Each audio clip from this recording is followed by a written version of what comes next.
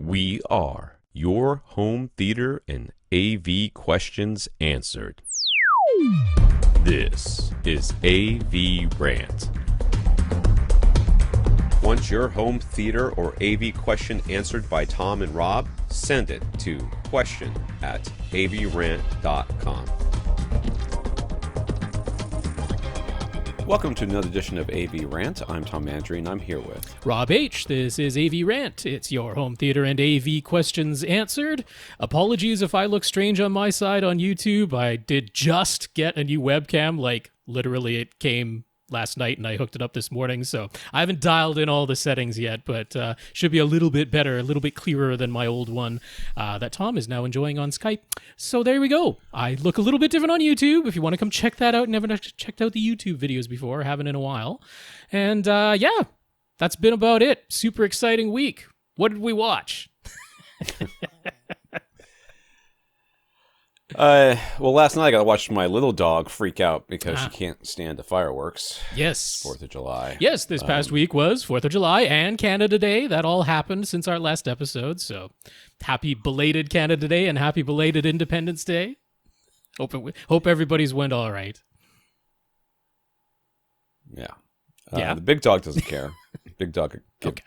two craps about all that noise. He doesn't care at all. She freaks out. And she's no fun to be around, and she's miserable, and she makes us miserable. So my wife's like, you got to get her some Xanax or something, some doggy Xanax. Right. I'm like, it's like 3 times a year this happens. Indeed. It's just whatever. But my wife's like, you got to do something for her. She's miserable. I'm like, I'm miserable. Where's my Xanax? I don't get Xanax. She's making me miserable. How about I take the Xanax and she can just go sit in her crate? Yeah. So what did we watch this week? I watched Gravity for the first time. Okay. Which is, I know people are like, what? I'm like, yes. I've had access to Gravity for a very, very long time. Right. But it was a Voodoo stream, and it's not like full Atmos and all that. And I'm like, what? Whatever. It's just somebody falling out of the sky. How good can that be?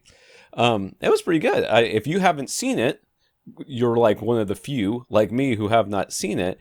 I managed to stay pretty spoiler free for this thing. Like I knew what happens at the beginning. Yeah. Like I kind of had a sense of that, but I had absolutely no idea what the plot was after that. I kind of just thought she was falling out of the sky for the entire time. Oh, That was the whole movie, was just her slowly plummeting to earth to die, which was not the case. Okay.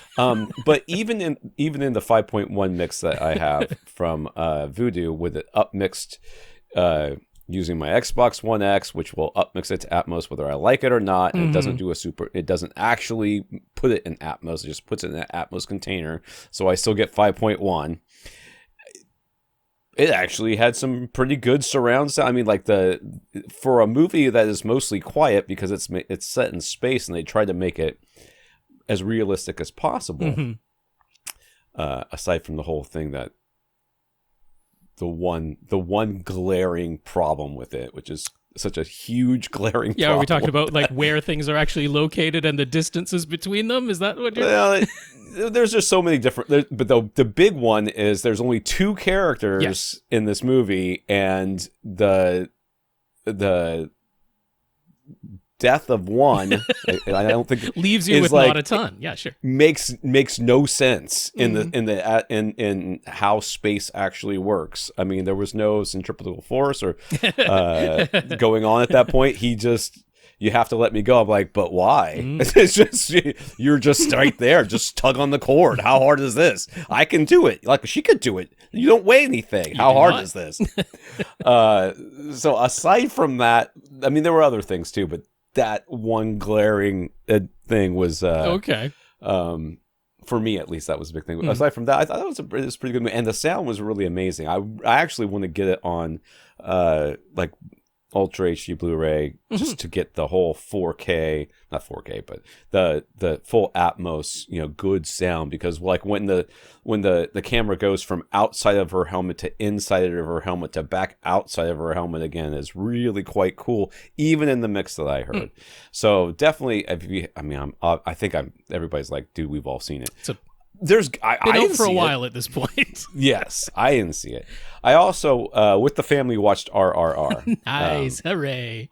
Based on my which, recommendation, yay! Well, it wasn't just based on your recommendation. I talked to my, like I mentioned last time that I have some Indian friends that we talk to quite often and have over for dinner every once in a while. He's hard to cook. They're hard. They're vegan, so they're hard to cook for, which means that I go to their house and they cook, which is easier because they've already got the vegan stuff and I can just eat whatever it is. I like spicy food. They like spicy food. The last time they were over, it was more of a group gathering. So I was like, this is the stuff that's vegan. This is the stuff that's vegetarian. And this is the stuff that you shouldn't touch. And I was like, this one over here is a little bit spicy. And the Indian people both came to me and were like, this is not spicy. I'm like, I wasn't talking to you.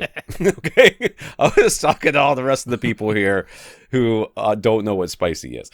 But they were also like, they liked that movie as well. It's a good kind of example. I mean, budget-wise and special effects-wise, quite good. Yeah. It had a big budget for Indian cinema. It was a big budget. And I will agree with you 100% on the pacing. Like, I wish there were more movies that were paced as well as this one. The only time this movie really slowed down was in the singing sequences for me. Like when somebody busts into the song in the middle of a torture scene, you're like, I thought that worked pretty well. Culturally, maybe I'm not.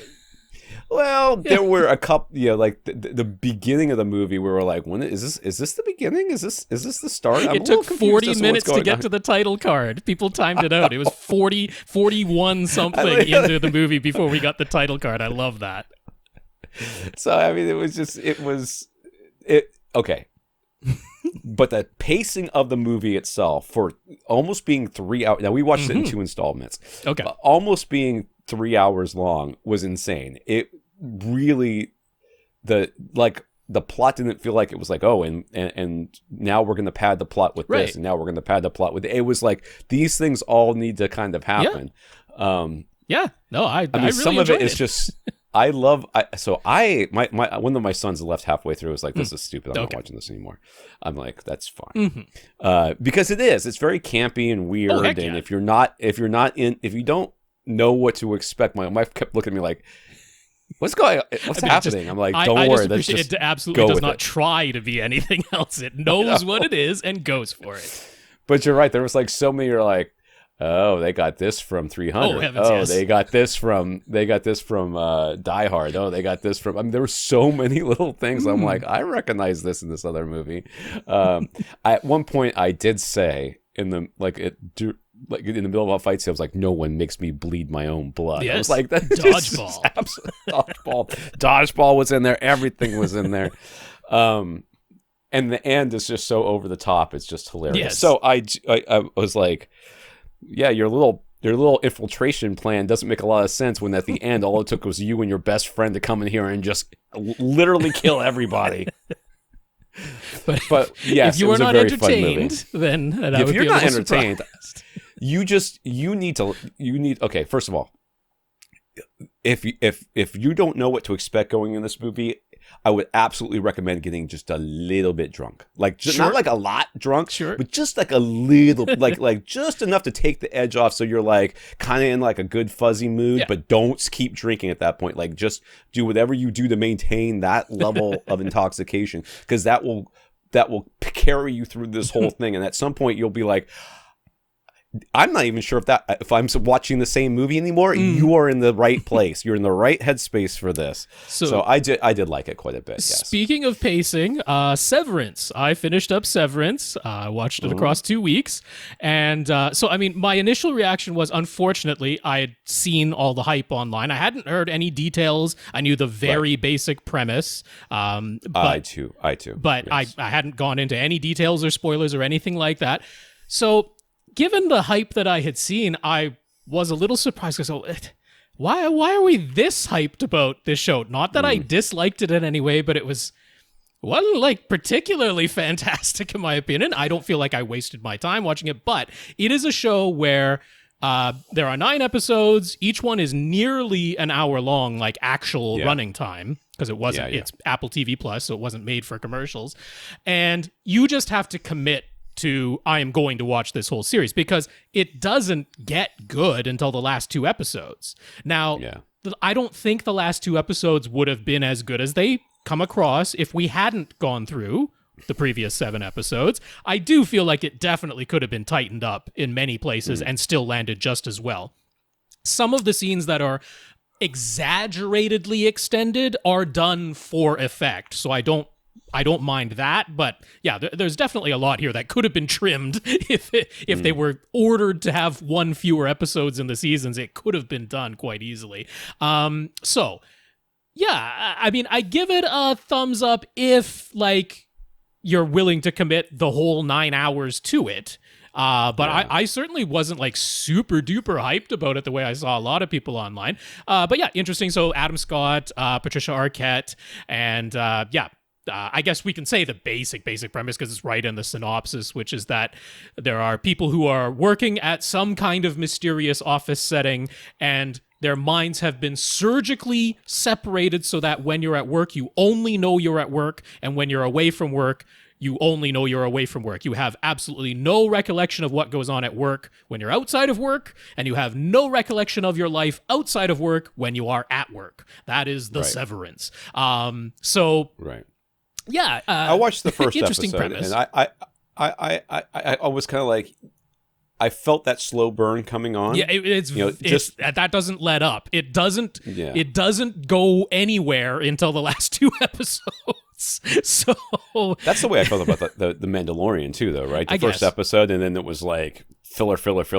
Last episode, the last 2 episodes, it all comes together. Right. I'm like, okay. So I mean, I enjoyed Severance more for on a thematic side. It's very symbolic of things. It's very allegorical for a lot of things. So I enjoyed it more on that side, which I would imagine is maybe a bit more of what they're going for. The plot itself isn't necessarily what drives it until the very last episode suddenly becomes quite plot heavy, and I think that's what a lot of people responded to. So yeah, a sort of interesting one if you're willing to commit to it. I also strongly suspect that one of the reasons a lot of the online reviewers really caught into this show is because you can have this show on while looking at your phone for the entire thing until the last episode. Like you will it clues you in to when something important is happening. It either literally starts flashing on the screen to get your attention, or they say something over and over and over again so that you cannot possibly miss it even when you're not paying attention. So I think this was a show written and aimed directly at people who are not paying attention to the show. I pay attention to shows when I watch them, so I found it kind of slow and ponderous and repetitive most of the way through, but I think it's meant to be watched while you're looking at your phone doing something else, and I think that's why people really loved it. I will say I've only said the first episode, and one of the reasons I didn't watch anymore is I have a hard time right now committing to an hour. Yeah. Like a full hour. And it's yes, I will sit down and watch 2 half-hour episodes, no problem. I got no problems doing that. But committing to a full hour is something that I'm not always. I get it very early in the morning, the cycle, and I'm usually trying to fall asleep as early as I possibly can. So putting a half-hour show on, I know I can. That I won't fall asleep before the end of it, but an hour show I might, and I can't commit to that. So. That being said, the elevator scene at the very, very beginning where you don't know what's going on yet, and he goes to work, and then the music cues in, and you see him going, he's going into the office, and all of a sudden, like, it almost looks like CGI, and it might be CGI, that they look like they change his face. Oh, that was a rack focus. That was just a rack focus. That was a push pull. Yeah. And that, I mean, it's subtle, but it's just it was really enough. Good. It was really good. That you're like, it's almost like he's a different character all of a sudden. Like, what's going on? And you don't find out what it really is. And then we all know because we just talked about it. But we all know what it is. And I'm like you. I haven't been spoiled by anything about it either. I just know what you knew about it.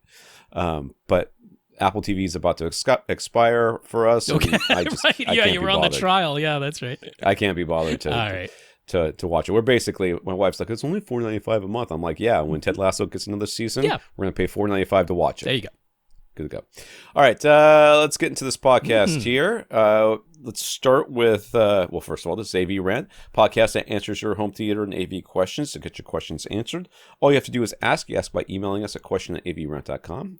You go to our website, avrant.com, if you didn't pick up on that from the last thing, where you can find our old episodes and images that we'll talk about during this podcast in the Flickr folder. Links to a Flickr album in the show notes of each episode. Pictures shown in this episode. There you go. You will see it. So if you don't want to go to YouTube and watch our desynced lips, though Rob does have a new camera. It might be kind of nice. He might look like 3D now. You can go there and you can follow along with the pictures. Facebook.com/AVRant podcast, YouTube.com/AVRant. Contact us directly. Rob at avrant.com. His Twitter's at FirstReflect. I'm Tom at avrant.com. My Twitter is at avrant_Tom. Thank our listeners of the week. First of all, we're going to thank our 138 patrons over at patreon.com/AVRant podcast. Patreon's a service where you can sign up to be a monthly contributing subscriber to our podcast. Every month, they'll take some money from you, a minimum of $1, and give most of it to us. So we have 138 of you doing that right now. We very much appreciate it. Thank you very much. Yes, indeed. Patreon.com/AVRant podcast is the place to go to sign up to make an automatic monthly donation. So a big thank you to our 138 patrons over there. They're dropping like flies, but it is the start of a new month as we do this. So some fell off from the credit cards, I am sure.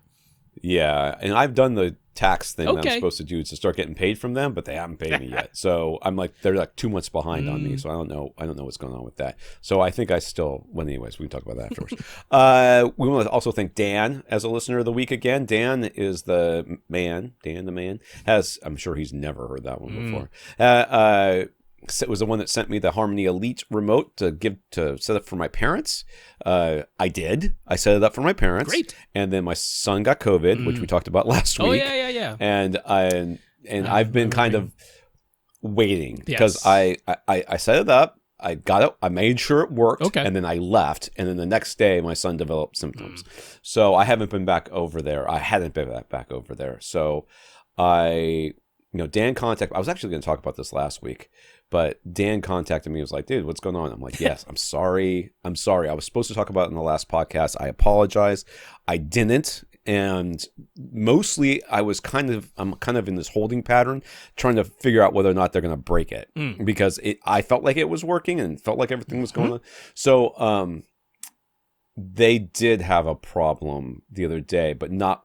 I thought it was with the remote, but they called me. They're like, we're on the phone with our cable internet or cable provider and blah, blah, blah. Can you come? So I put on my N95 mask and washed my hands real good and went over there. And turns out they had a power fluctuation and somehow it knocked out their HDMI cable. Yes.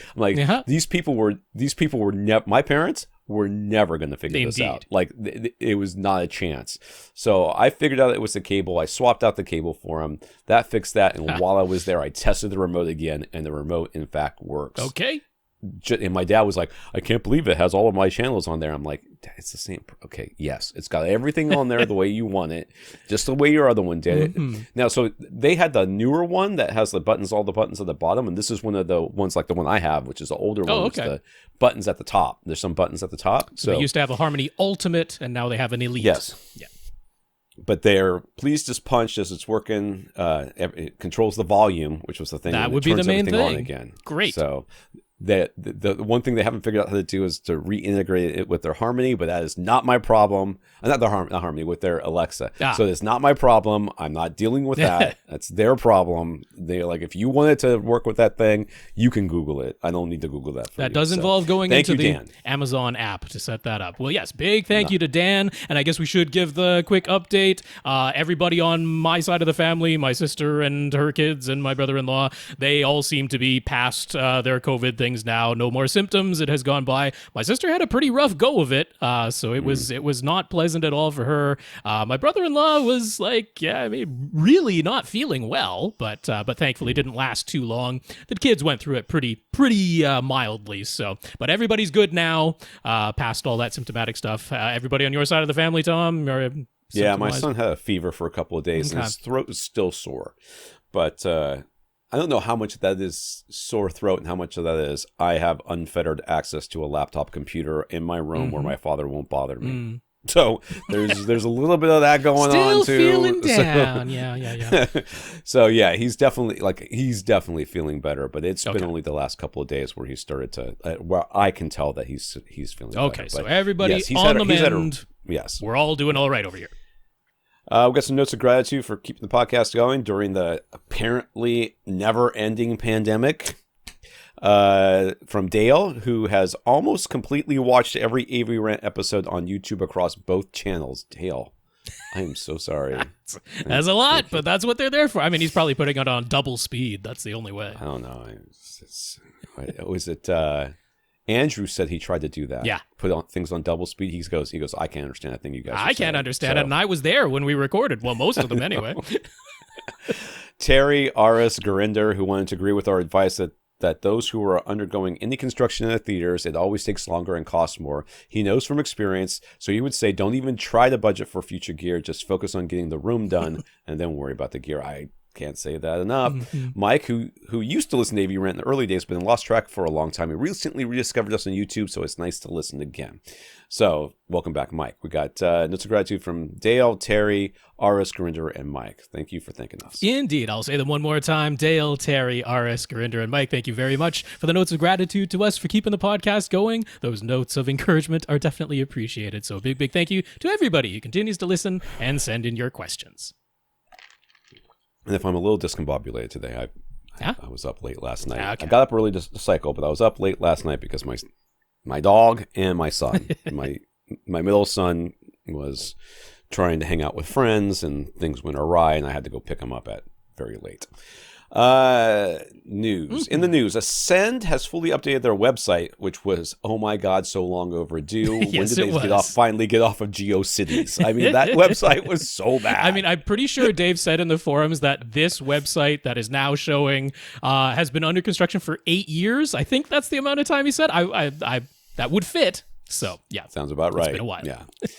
Ascend has fully updated their website. They've also streamlined their speaker lineup a bit, including the introduction of a brand new model, the Sierra LX, which is only available in the Lexus models of cars. Okay. Not quite. At $1,500 per pair, they replaced the original Sierra 2s in terms of price point. But they use an aluminum dome tweeter and an aluminum 6-inch woofer, both from SEAS. SEAS, for those of you that want to Google it and find out that they are, in fact, a very reputable driver manufacturer. They are. They're from Norway. This is the first speaker model from Ascend to be developed based entirely on Klippel measurements after Dave Fabricant invested in the expensive measurement system. Sierra LX offers extremely wide dispersion and unusually high power handling, which is 500 watts, for a bookshelf-sized speaker. It utilizes the same laminated bamboo cabinets as the other Sierra series bookshelf models. Speaking of which, the original Sierra 2 is gone. The Sierra 2 EX remains as the more expensive ribbon tweeter option. The Luna and Duo have also been updated to version 2, again, based on Klippel measurements. If you already own the V1 Luna or Duo, you can purchase upgrade kits, which include new crossovers and foam modifications to the slot ports. The SC series are now referred to as the Signature series, but the speakers themselves are unchanged. Unchanged. Full stop. That's it. That's the news for Ascend. Yeah. So obviously, I am an Ascend fan. We recommend them quite frequently. And if you go over to the website, it's a little bit nicer experience aesthetically now. Also, you don't have two separate places to actually make the purchase anymore. It all just happens on the one main webpage. So that has been simplified, streamlined. And the Sierra 2 speakers that I've obviously talked a lot about on this podcast, the original design, the Sierra 2, that doesn't exist anymore. It didn't really make sense when the Duo essentially has the same performance as the Sierra 2. There's now the LX model that would have been at the exact same price point as the Sierra 2, and then there's the Sierra 2 EX that has been updated with the more advanced woofer in there to allow higher output and deeper bass extensions. So that original model is gone. You can still get the upgrade kits for the original Sierra 2 to turn them into Sierra 2 EX if you want to do that. So the upgrade kits upgrades are available right on the website as well. You don't have to go digging around into the other sections of the separate website the way it used to be to find the upgrade kits. They're just part of the main page. I see that. This is funny. When you look at the Sierra series page, when all the speakers kind of in the line, you look at the Lunas and the other ones, you're like, they look like they're exactly the same size, but then if you they really definitely look at are them, not.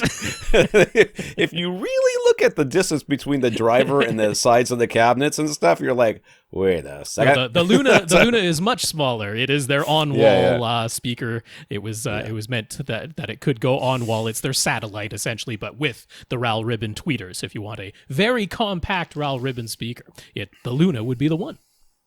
Samsung is aiming to make its 2022 TVs into your go-to device for streaming game services. They've launched their gaming hub after a firmware update last week. It's only available for the 2022 models, and it supports Xbox Cloud Gaming, Google Stadia, whatever, doesn't matter, it's dead anyways. NVIDIA GeForce Now, and Amazon Luna is coming soon.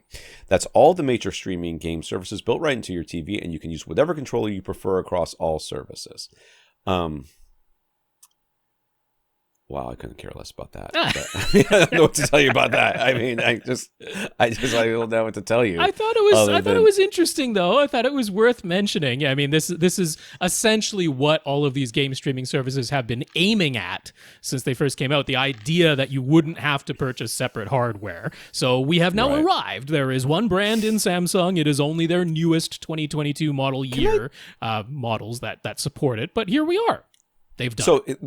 I don't know if I am alone in feeling this way, but the thought of taking one of my controllers that I use for my game system that I don't ever use it for because I never play it, and like disconnecting it from that and then connecting it to a different device like my PC, which I could do. Sure. It fills me with the sort of existential dread that I can only describe as being like that feeling that old people get when you ask them to like try to troubleshoot an HDMI problem. They're like, anything I touch will break it. Anything I do will break it. I'm just going to make things worse. I'd rather call somebody.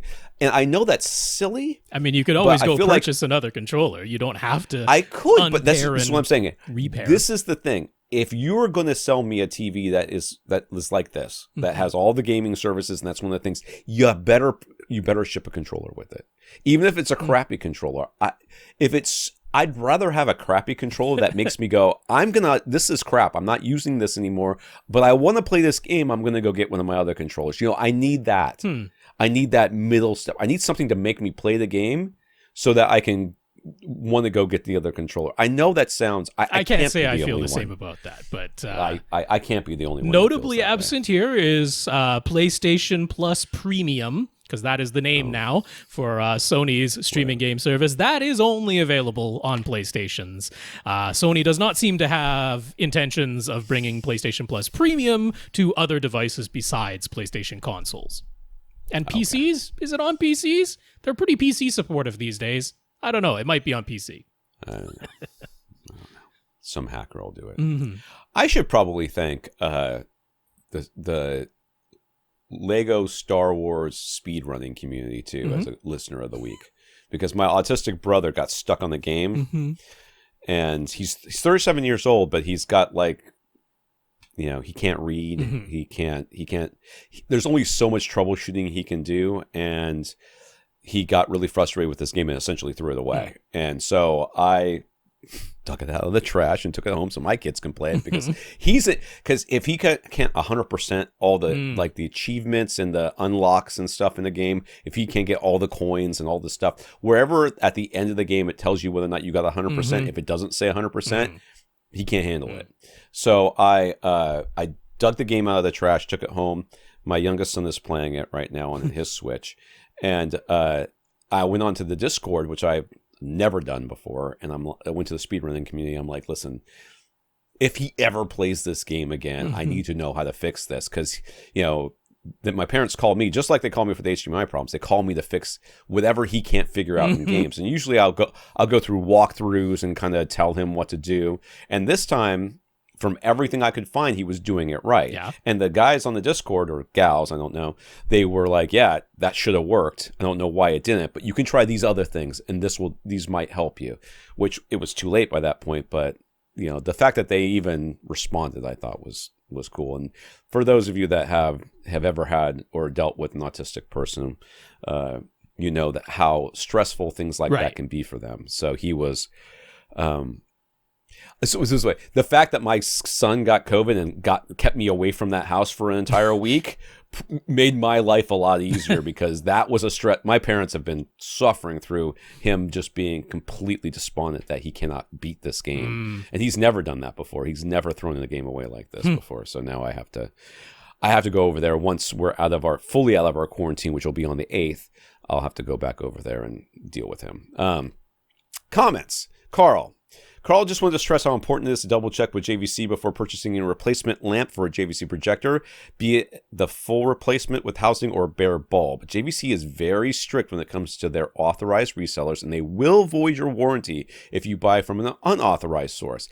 He about had a heart attack when he heard the idea of finding a less expensive bare bulb replacement online. Thank you, Karl. That is not something I would have thought of, but thank you very much. Yes. Yep, and I did say, as far as what we linked to and where I recommended sending people, which was AV Science, which should be clarified is not AVS Forum. There was a time when AV Science ran AVS Forum, but they are two completely separate things now. There is now an AV Science community forum on the avscience.com website, but that is not AVS Forum, so that always trips people up, understandably. But AV Science is most definitely an authorized reseller. You can confirm that on JVC's own authorized reseller page on JVC's website. You can find AV Science. So all of that advice was fine, but yes, if you are just searching around on eBay or Alibaba or something like that and finding a bulb that you cannot confirm is from an authorized reseller, you definitely could void your warranty. So a good warning there. Yeah, something I rarely think about. Ryan suggests that if you own a property with a yard, one option rather than doing a big renovation for soundproofing purchases would be to get a pre-built shed and use that as your theater. There are lots of options, at least in the US, for pre-built sheds that are constructed off-site and delivered right to you. Just a thought.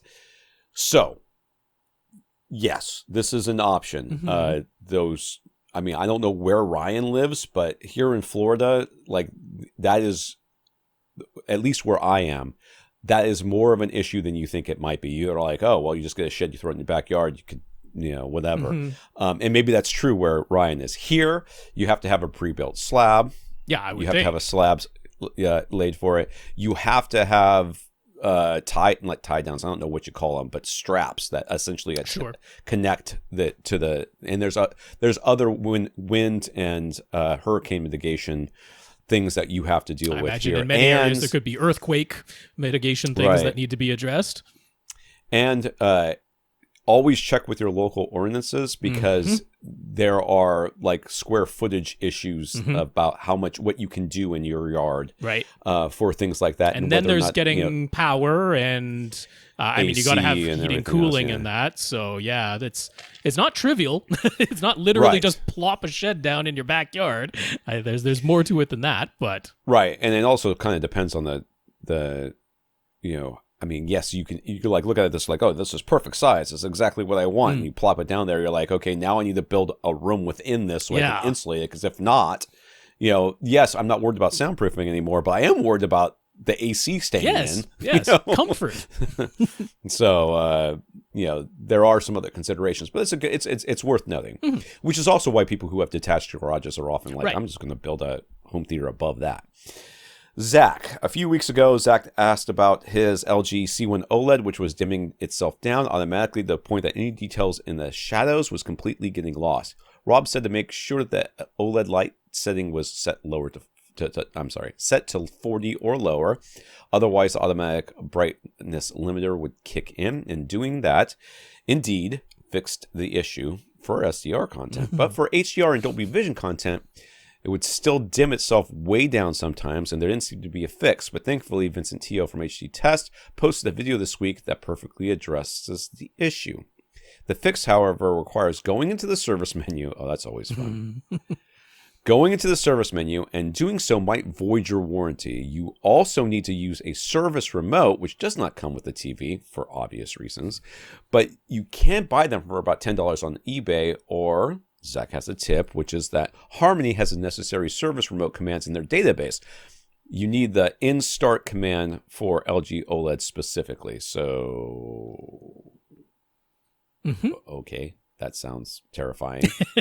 So we will have to link to Vincent Tio's video. We'll let him explain all the details because it was for more than just LG. This is something can also be done on Sony and Panasonic and one other brand was in there somewhere. Anyway, all the brands of OLEDs that are based on LG displays panels, this is possible to do. There is by default.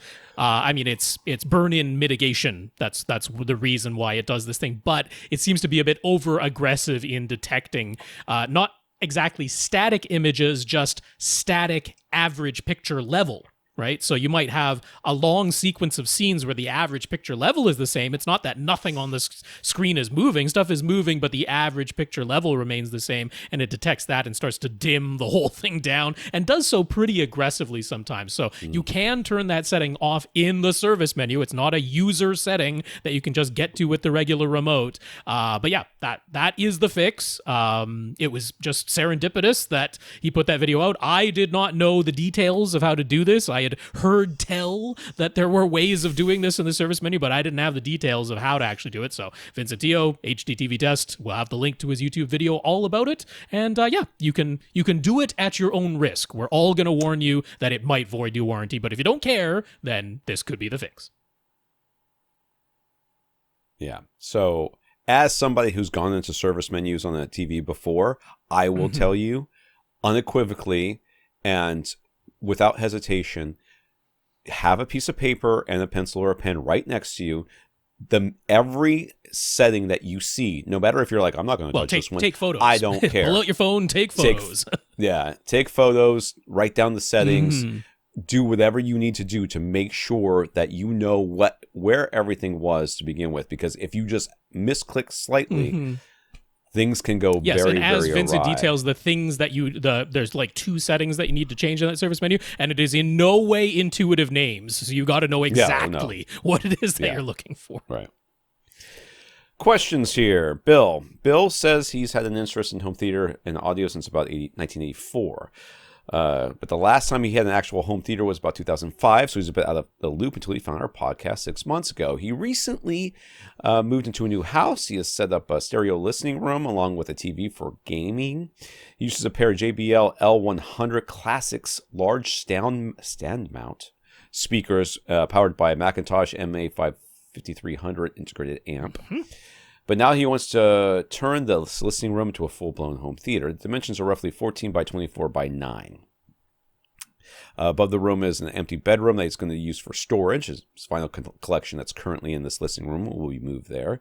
And below is a crawl space, so he doesn't have any big concerns about soundproofing. The front wall has a narrow, 2.5 foot wide door that leads into a closet space all the way over on the left-hand side of the front wall. The left side wall has a sink wet bar about 10 feet from the front wall, and then the door into a small washroom, and then a small jut out for the door into this room at the back. The back wall has a couple of tall windows on either side. The right wall is pretty much all flat. He's got a jukebox on the back wall and a bar with bar stools in the back right corner. He'd like to keep those in this room if possible. So looking at this, so basically the left wall is kind of screwed. I mean, not really, but there's not a lot. There's a wet bar, and there's a door to the bathroom, closet, or bathroom or something. I don't know. Yeah, so on the front wall, narrow door into the closet, about 10 feet back, you've got a sink and a wet bar, and behind that, you've got a door that goes into a small washroom, and behind that, the actual entrance into this room. Okay. Yeah. Since he's certain he wants to turn this into a theater, he already went ahead and purchased a Denon 3700H receiver and an Epson LS12000 laser 4K projector. He also still has on hand a pair of DefTech BP10 bipole tower speakers, a DefTech CLR 2300 center, and Mirage Omni S12 sub. Even though he's a fan of his 2-channel setup, he says he isn't married to keeping any of his current gear except the receiver and the projector he just bought.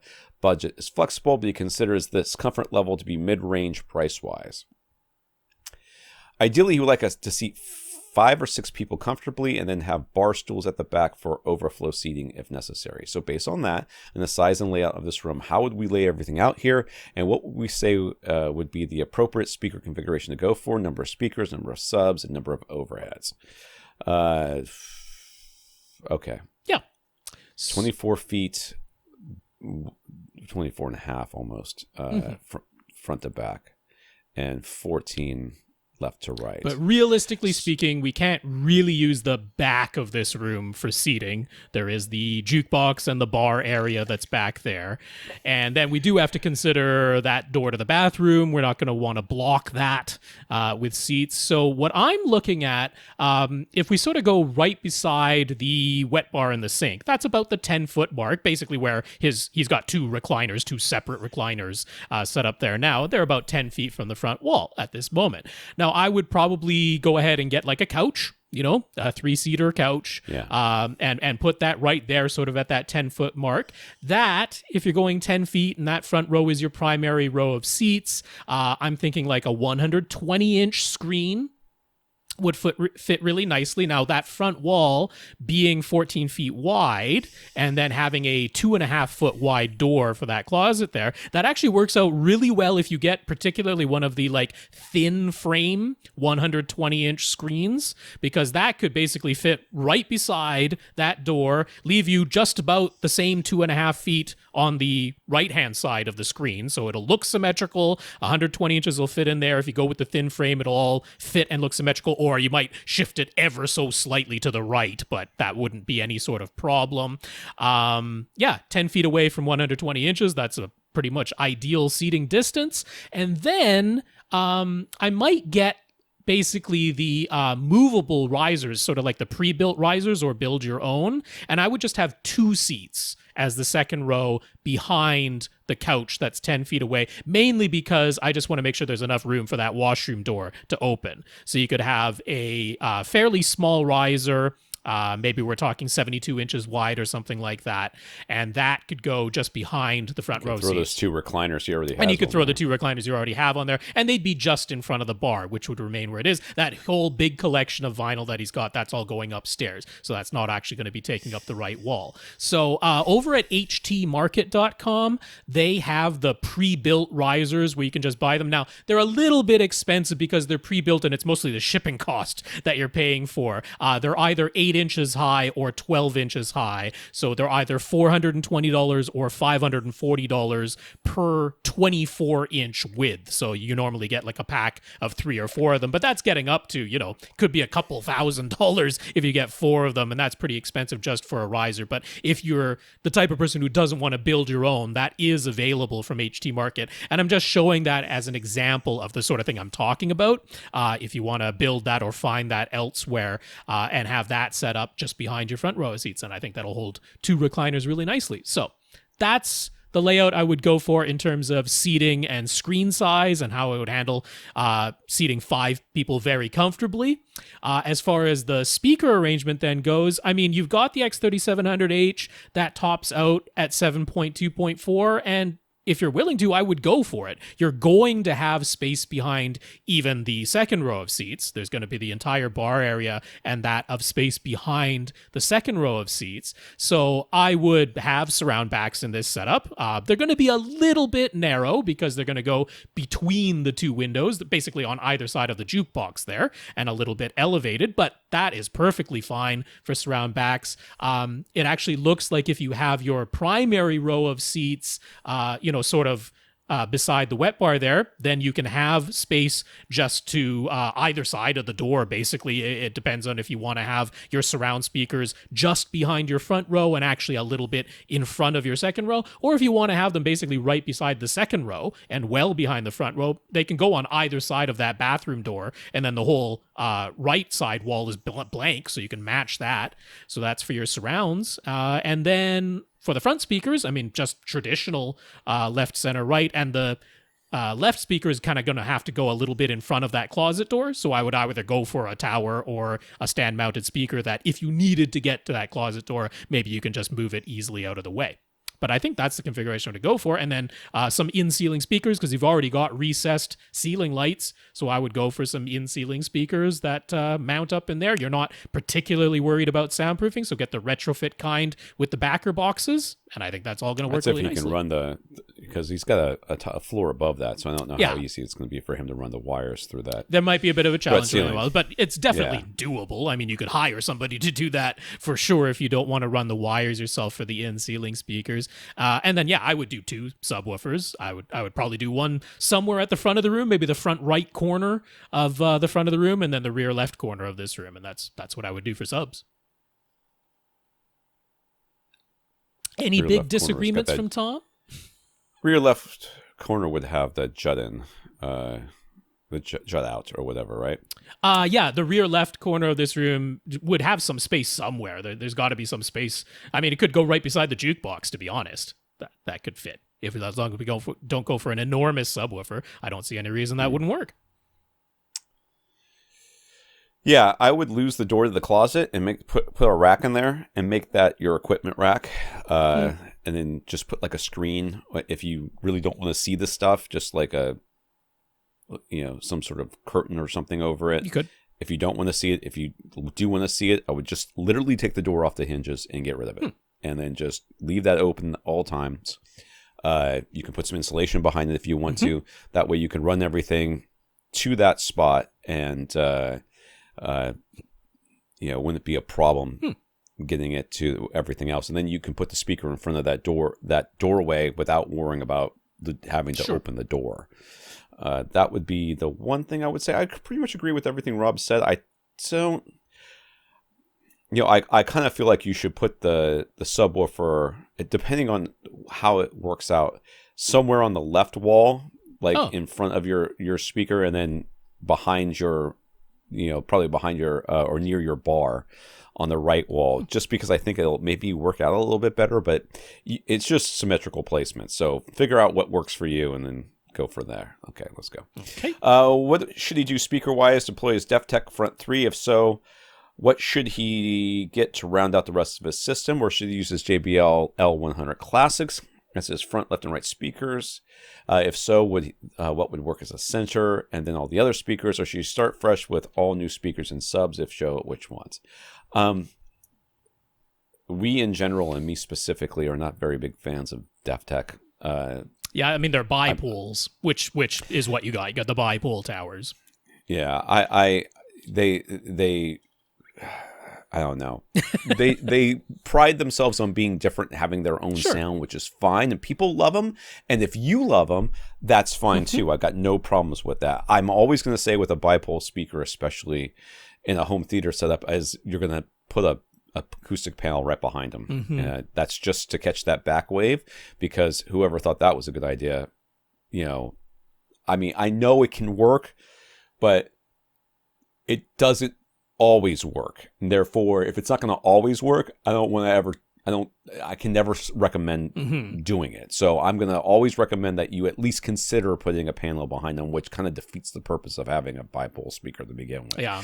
So that said, yeah, I mean, and I don't know much about these L100 Classics. They're throwback design where they've got they've got the big woofer down at the bottom, and then they got a mid-range driver that's like over to one side, and then a tweeter that's like on the other side. Like nothing is lined up vertically. You remember that old school design, and you had like the I couple am of old, Rob. I remember it because I was there. The couple of round portholes in the front there, it's all hidden behind. So they're the big boxy speakers that people sort of remember fondly. My inclination, my instinct, basically what I would do. If this were my room and I were doing this, I would start fresh. I would get all new speakers. And to be honest, I'd be quite happy to just get everything from SVS. If you're talking about what's a really solid mid-price range is going to work, and the fantastic backup, which is that if you don't like it, you can send it all back without it costing a penny out of pocket because it's free two-way shipping. So I'm going to start with the subs specifically. In this size room, you would probably be fine with a couple of SB2000 Pros.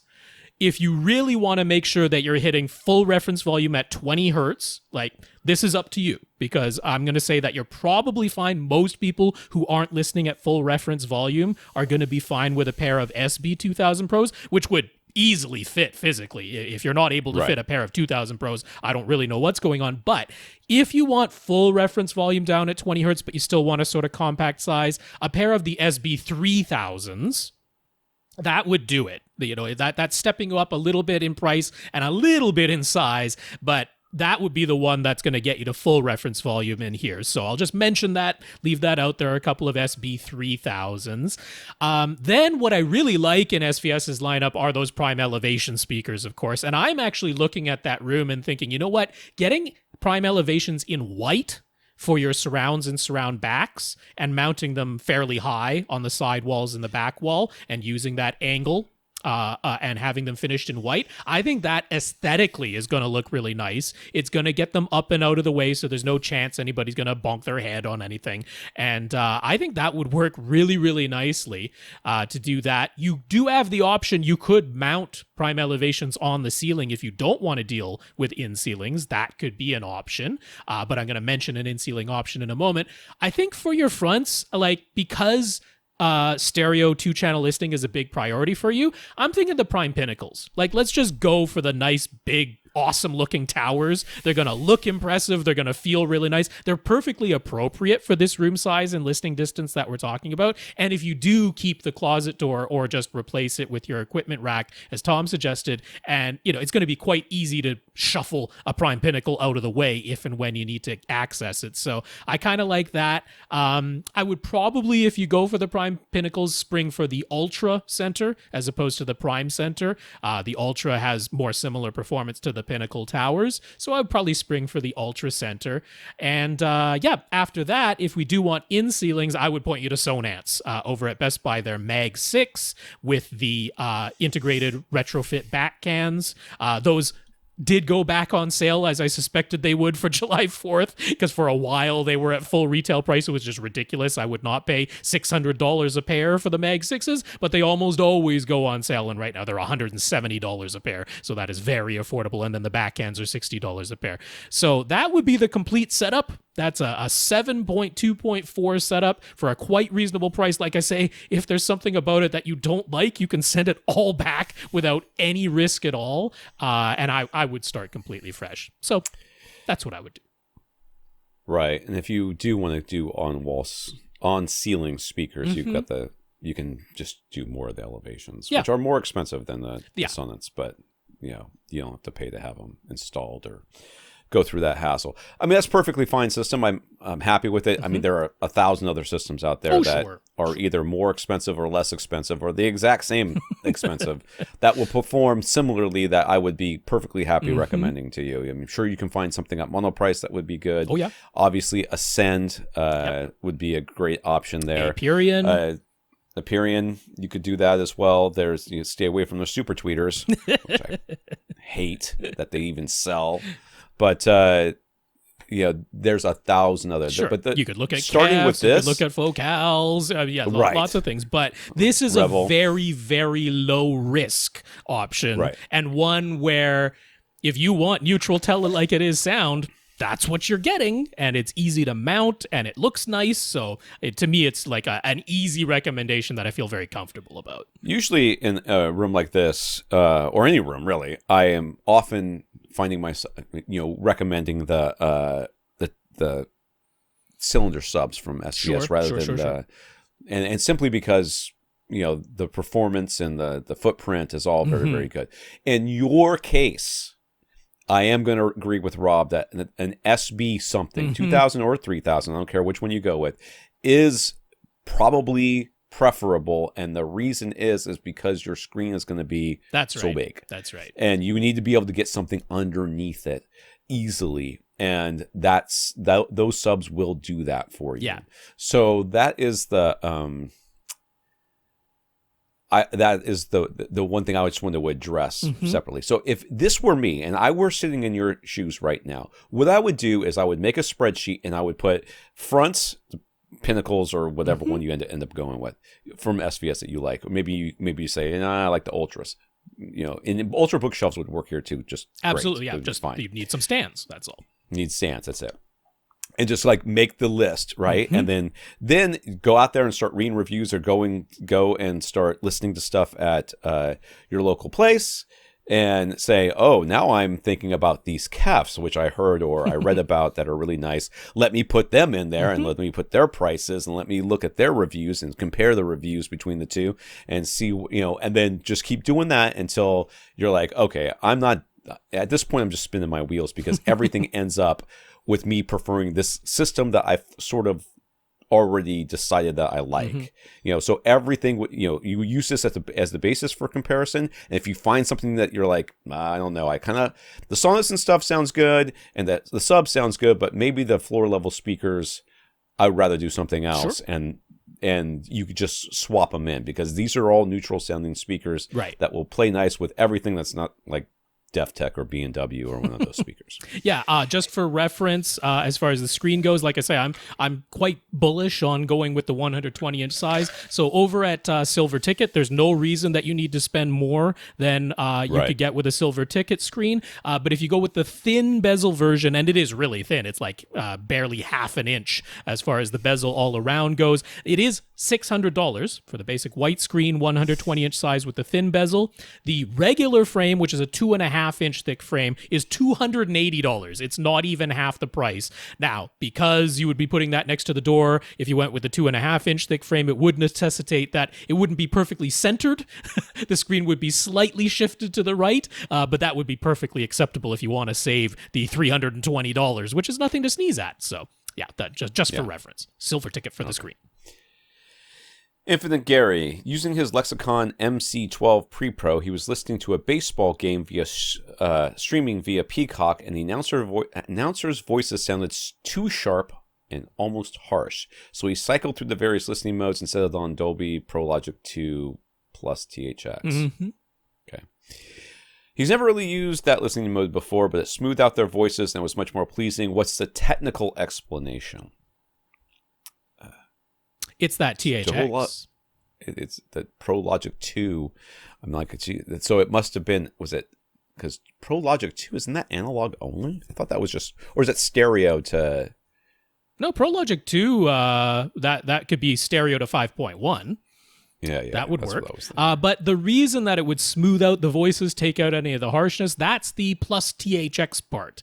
The THX listening modes by default and every time you activate them, even if you have manually turned off what I'm about to mention, the next time you turn your receiver on, it'll be back on. It won't remember that you turned it off, is the re-EQ, THX re-EQ, which is nothing more than a high-frequency roll-off. What it's meant to do is, back in the DVD days, when we were first getting Dolby Digital 5.1 discrete soundtracks into our homes for the first time, THX's approach was, let's just take the theatrical mix. Let's do nothing to it. Let's just take what was in the theater and send that home unchanged.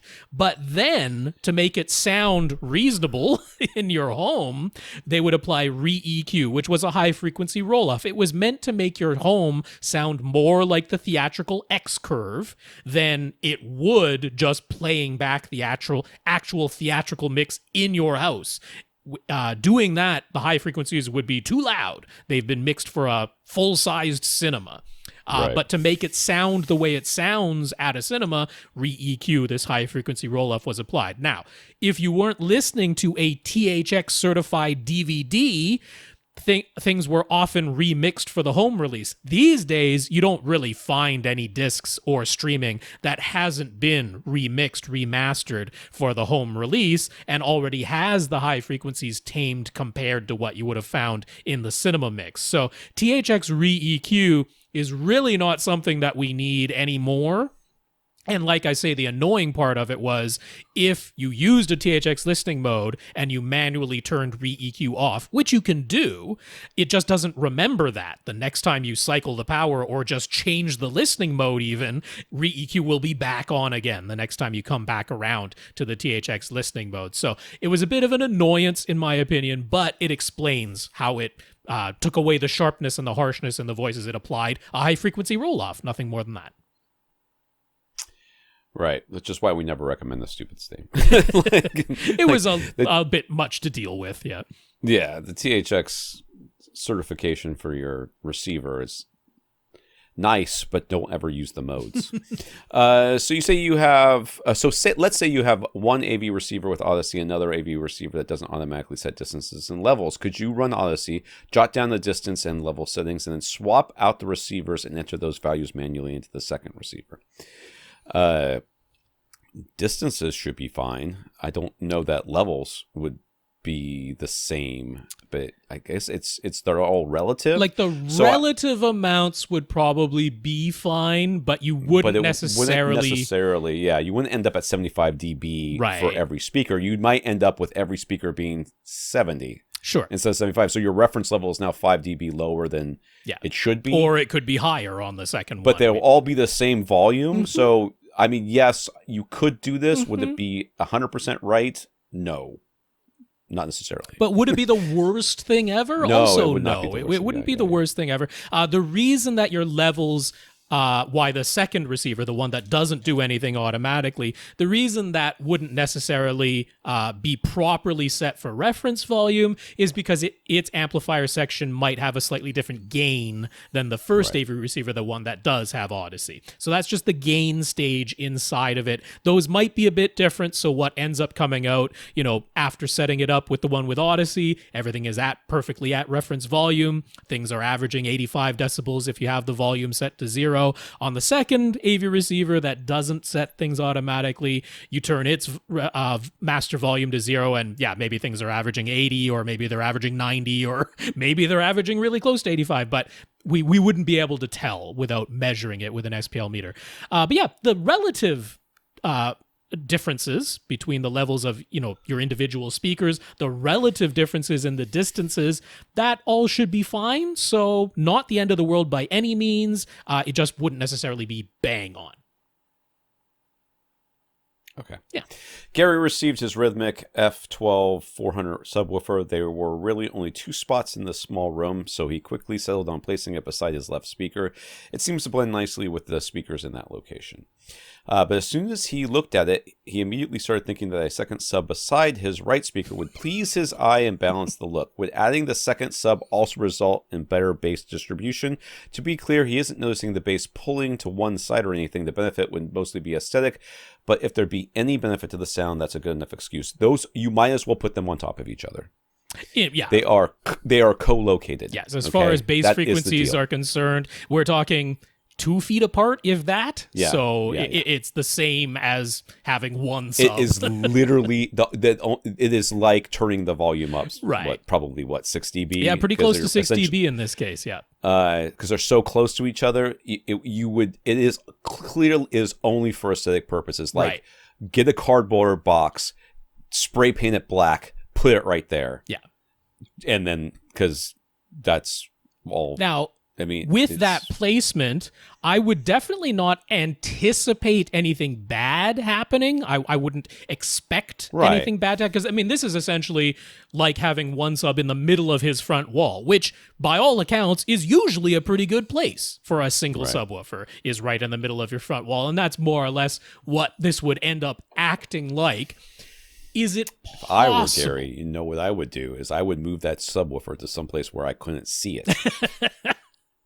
But then maybe the blend wouldn't be quite as good with just the single sub. How would he know? But yeah, I mean, is it possible that adding the second subwoofer just to the other side would result in a slightly different wave pattern that now there's a null where there wasn't a null before? It's within the realm of possibility that adding the second sub could do a little bit of harm. I wouldn't anticipate it. I wouldn't expect it, but it is possible. Now, the Rhythmic sub has fully variable phase on the back of it, so the chances are, if you ran into any issue, a little bit of trial and error, messing with one of the phase knobs could probably ameliorate that, but that's just the warning. The warning is that it's not necessarily plug and play. Like I say, wouldn't anticipate any problems, but it's possible. I would say unlikely, but possible. So can I justify spending an additional, $800 or so? It would be purely for looks, Gary. It would be purely for looks. Yeah. I can't tell you that I would expect any benefit. Like I say, there's the outside chance it would actually be a slight detriment until you played with the phase knob. But you're not really gleaning any benefit here because you really only got one seat. And if it already sounds like a smooth transition and pretty linear bass extension, then you're not going to be improving upon that by adding the second one. So not when they're that close. I mean, yeah. I mean, they shouldn't. Yes. In rooms that are much larger than this, with subs that are further away, right? I the other day, and it's been a while. I watched a YouTube video where this guy was like debunking subwoofer myths, and one of them was that you only get 3 dB from 2 subs in your room. And he had both of them at the front of his room on either side of his cabinet, and they were about 5-6 feet apart. Yeah. And he's like, I'm getting 6 dB. Yes. I'm like, we agree. Because they're basically on top of each other, you dummy. Or beside each other. They are effectively right beside each other, acoustically speaking. Yeah, they just really doesn't make any difference. So I just...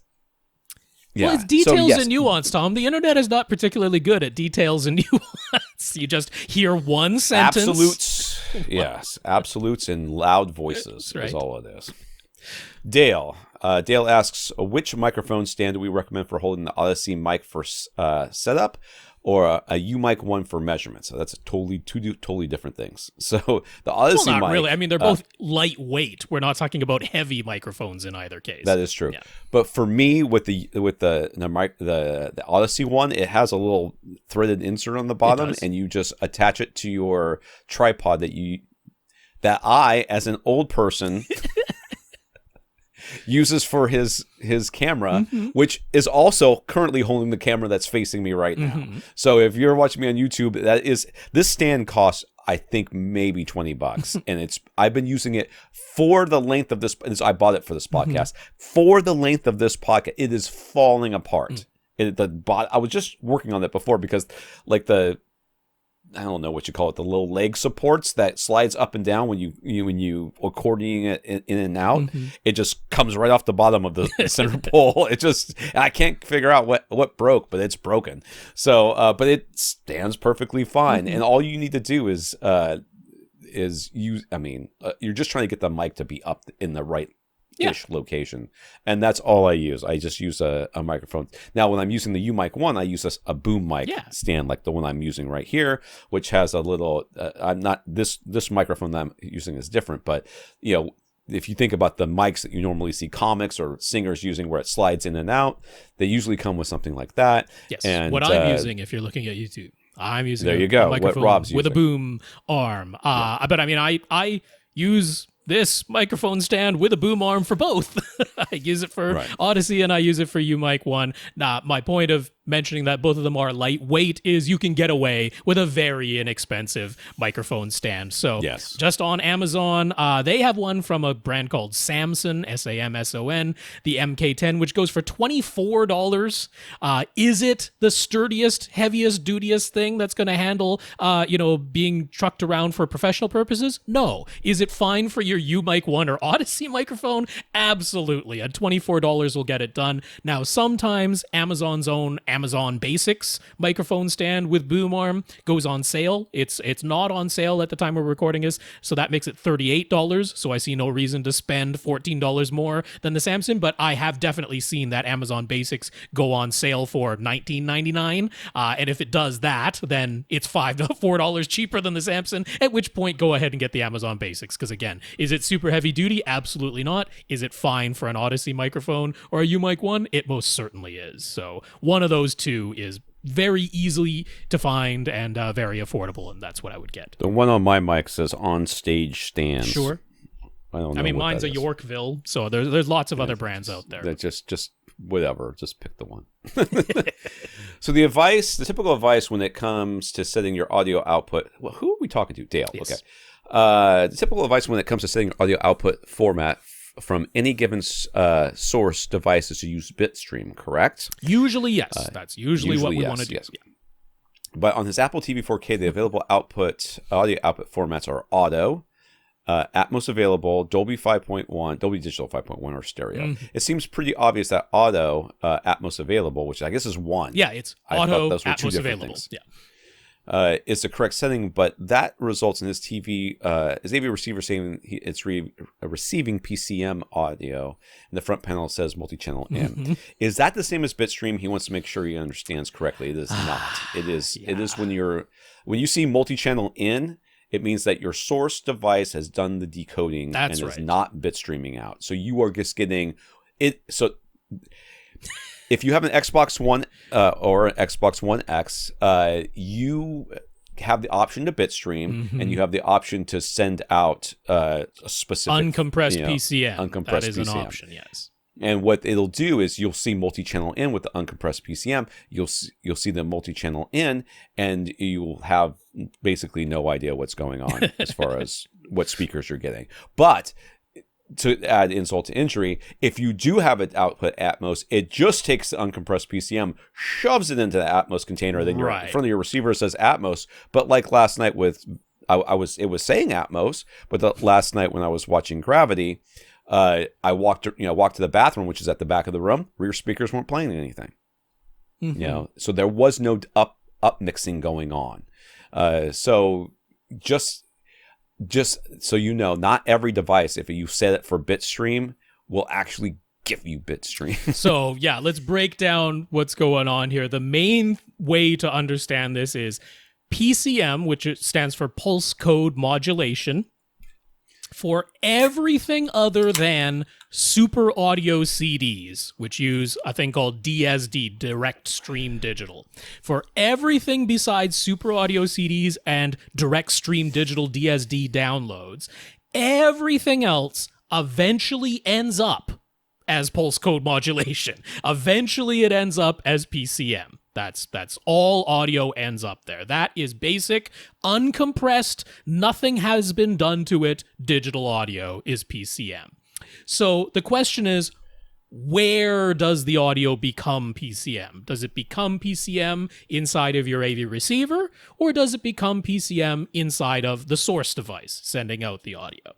So when we say Bitstream, that means your source device is usually not touching the audio from whatever stream or disc it's playing. It's just taking the encoded audio, and that's going to be, Dolby Digital or Dolby True HD or DTS or DTS HD Master Audio or something like that. That is a codec, a coder-decoder. It means that the information has been encoded in some way into a format, and it requires a decoder to get it back. So when we're saying we're sending out the Bitstream, we're just sending that out. It came from Netflix as Dolby Digital Plus, and the source device didn't do anything to it. It just sent that Dolby Digital Plus information to your AV receiver. Then your AV receiver goes ahead and decodes that audio, and it decodes it into PCM, into pulse code modulation. So that would be if you sent the bitstream from your source to the AV receiver, and the AV receiver does the decoding. Now, if your source device decodes the audio, which is what the Apple TV 4K does, that is going to mean that in the source device, it took the Dolby Digital Plus audio from Netflix and decoded it inside the Apple TV 4K into PCM. Is there a demonstrable difference between where it was decoded? Not really, as long as it's done correctly in either case. And the good news is the Apple TV 4K does the decoding correctly.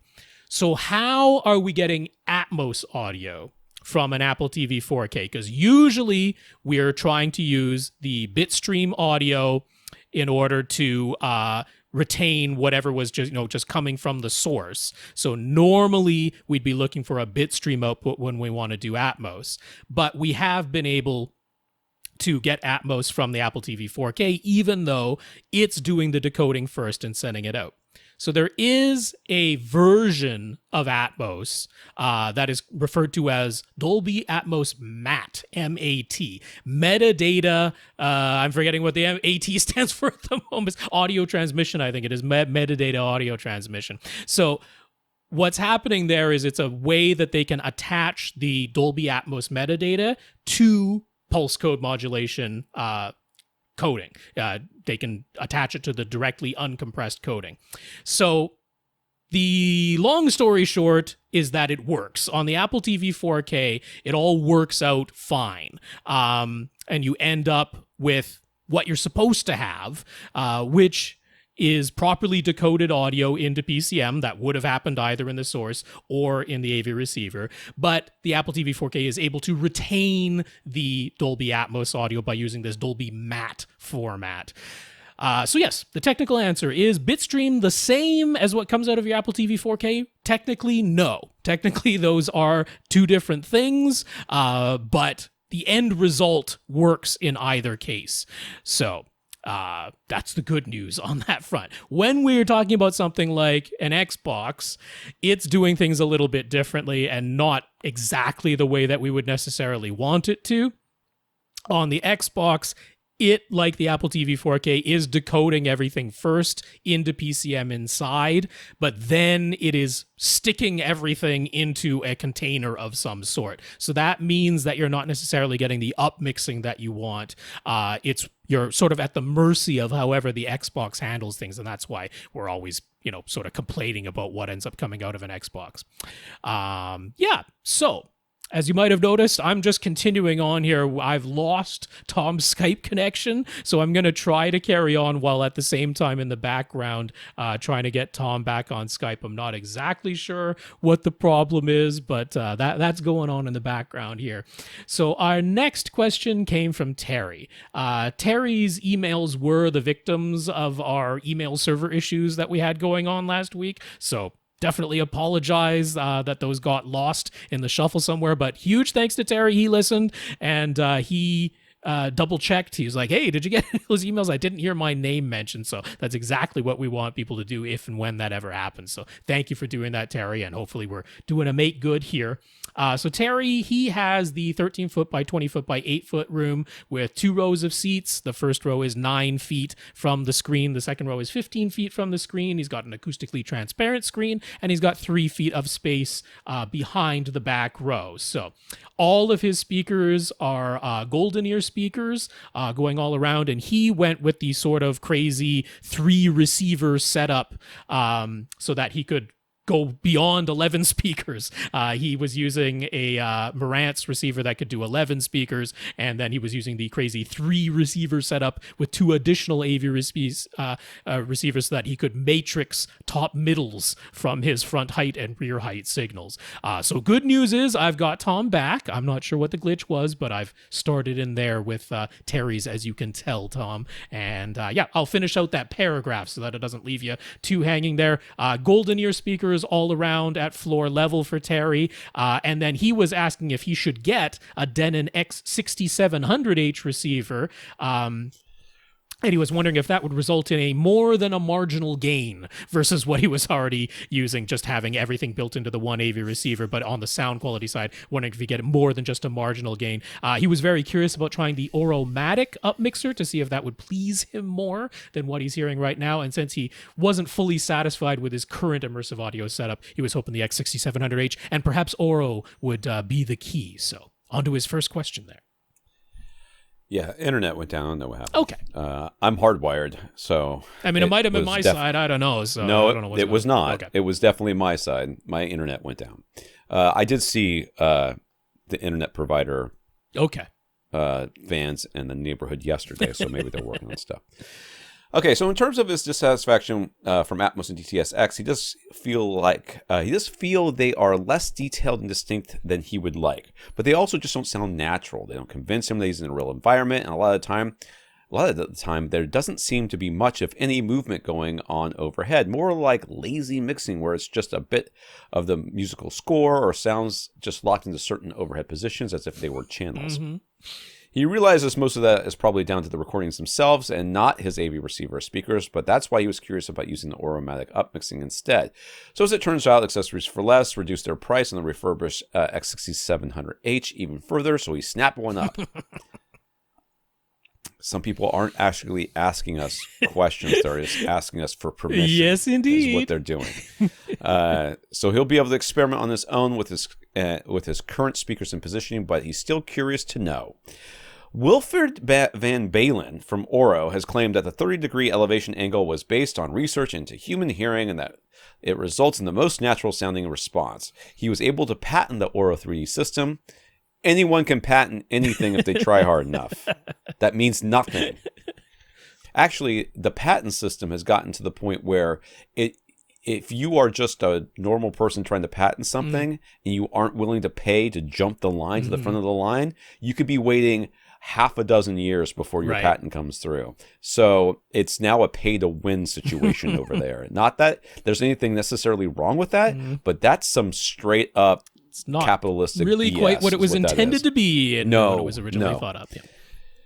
So do we think there's any truth to his claims, and is it even possible for Atmos to sound equally as good given its overhead speaker placement? I think it's all a bunch of crap. I'm going to be honest with you. Okay, so you've already identified the problem. Now, the real problem is you just spent a buttload of money. I don't know how much it was, but it's not insignificant amount of money on a new receiver that you are convinced is somehow going to give you the better sound that you're looking for. I will tell you that I think that the gains, you went for not marginal gains.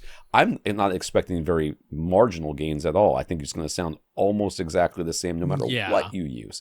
Now, that being said, psychologically, there's a lot going on here that may convince you that you are hearing some gains that maybe you can. Case in point, my children who I love and who are spawn of my loins and who will someday do me proud, swore on a stack of Bibles the other day that the orange bell peppers are the best tasting bell peppers that are out there. So I made them all close their eyes and I told you, tell me which color this is. Couldn't get a single one right. They could pick out the yellows versus the reds, because we have yellow, red, and orange because that's what comes in the pack from Sam's. But they could pick out the yellows pretty consistently, but they could not tell the difference between an orange or a red. And they guessed all over the place. I mean, it was all over the place. And obviously, green does taste different, and yellow is the first ripeness past green, so that's why it has. But yellow and red, this is where you are at. Okay, you're the yellow and red situation here, where you're gonna think to yourself, there is definitely different. It is all in the content.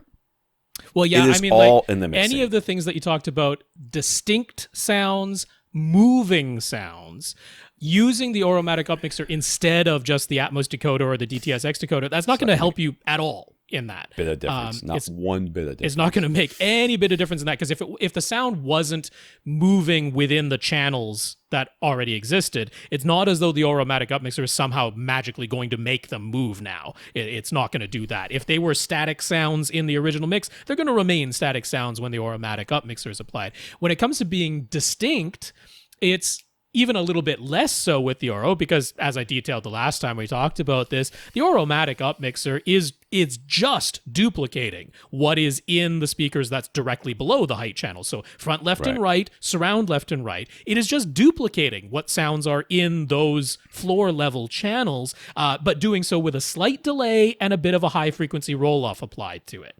So like I say, when it comes to natural, perhaps perhaps you're going to think it sounds a bit more natural because it isn't doing anything wildly different in those height channels versus what's in the floor level. It's just delaying them slightly and applying a high frequency roll-off, which is what you would get in a room that is just physically larger than your actual room. And like I say, honestly, it sounds quite pleasing in a lot of cases. But if your goal was more distinct overhead sound and more movement in the overheads, it's not going to achieve that. That's down to what's in the original recording. And I agree with you. Tom and I agree with you. Atmos and THX are often unimpressive, but that's down to the mixing because there are some that are impressive. They stand Which is why out. we always mention it when we hear content. We're like, oh, that was pretty good. Yeah, I really liked how that stands out sounded. when it is. Very often, it's exactly what I talked about. They mixed it just like it was 4 static channels overhead, very common, or they barely did anything with the overheads, also very common. So, Yeah. in terms of, do I think the Auro 3D schema of how to position the speakers makes sense? Actually, Tom and I, way back when all of the immersive formats were new, we're like, that is the one that makes the most sense.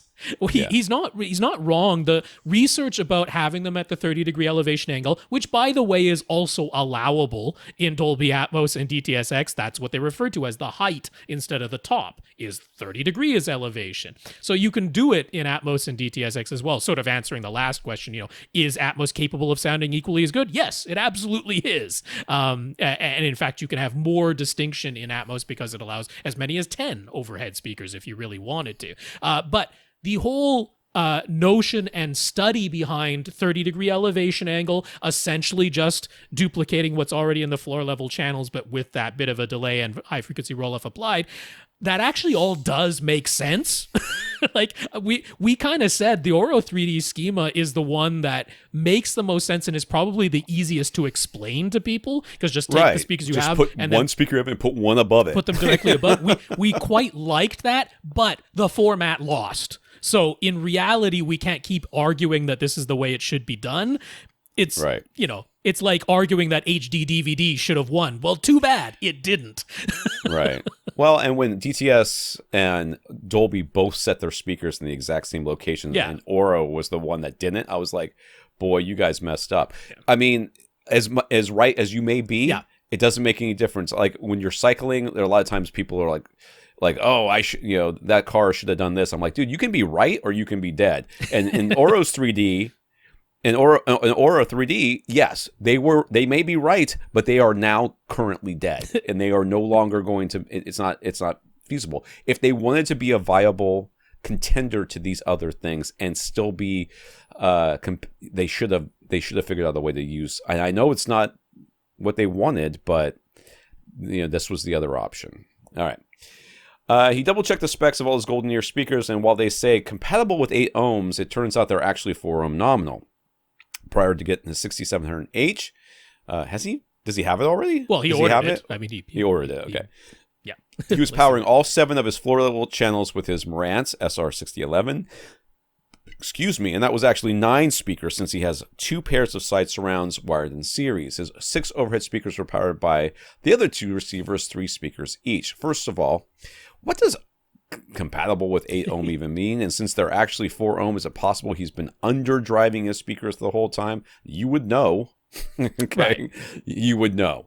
So 8, they can mean anything. I mean, what does it mean? I mean, you can plug any speaker into any amplifier and they can be compatible as long as you don't turn it up too high. I mean, there's not really a lot going on there. What, generally speaking, when people say it's an 8 ohm compatible speaker, but it dips into 4 ohms or it's 4 ohm nominal, it means that though where it dips low into the 4 ohm is not where you're going to be getting a lot of volume out of it. So therefore, you're not worried about overdriving the amplifier section of your AV receiver.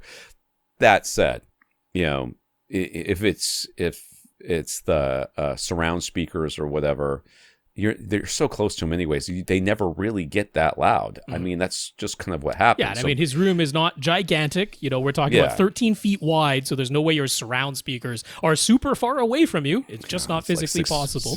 6 feet away is like the max. And his front row of seats, his main row seats, 9 feet from the front walls, so you're not You're just not having to crank the volume very high at all.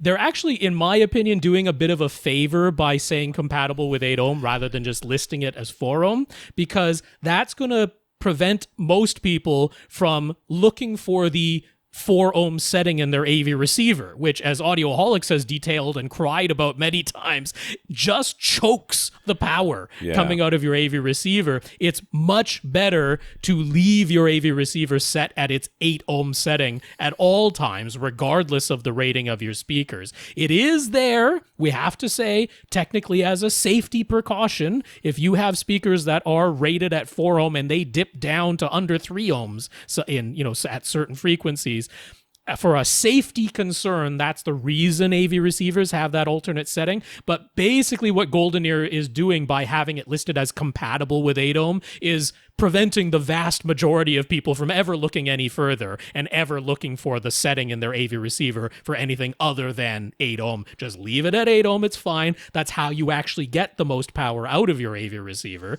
is by leaving it set to 8 ohm. And then you, in your situation, have not been underdriving your speakers. That is not the issue whatsoever. You just don't have the distances where that would have ever been the case. Right. The last time we discussed this setup, we said that replacing those Gurinder speakers is what would make a more than marginal difference. And as a reminder, his room is fully treated based on the advice he got from Gick. He agrees that they have limited dispersion, mostly from their folded ribbon tweeters, but we also said they have a characteristic sound that isn't aiming for neutral. Could we explain what that character is? He hasn't had anything else to compare them to. Well, that's what it is. It's not flat. I mean, so yeah, but he wants to know, how are they not flat?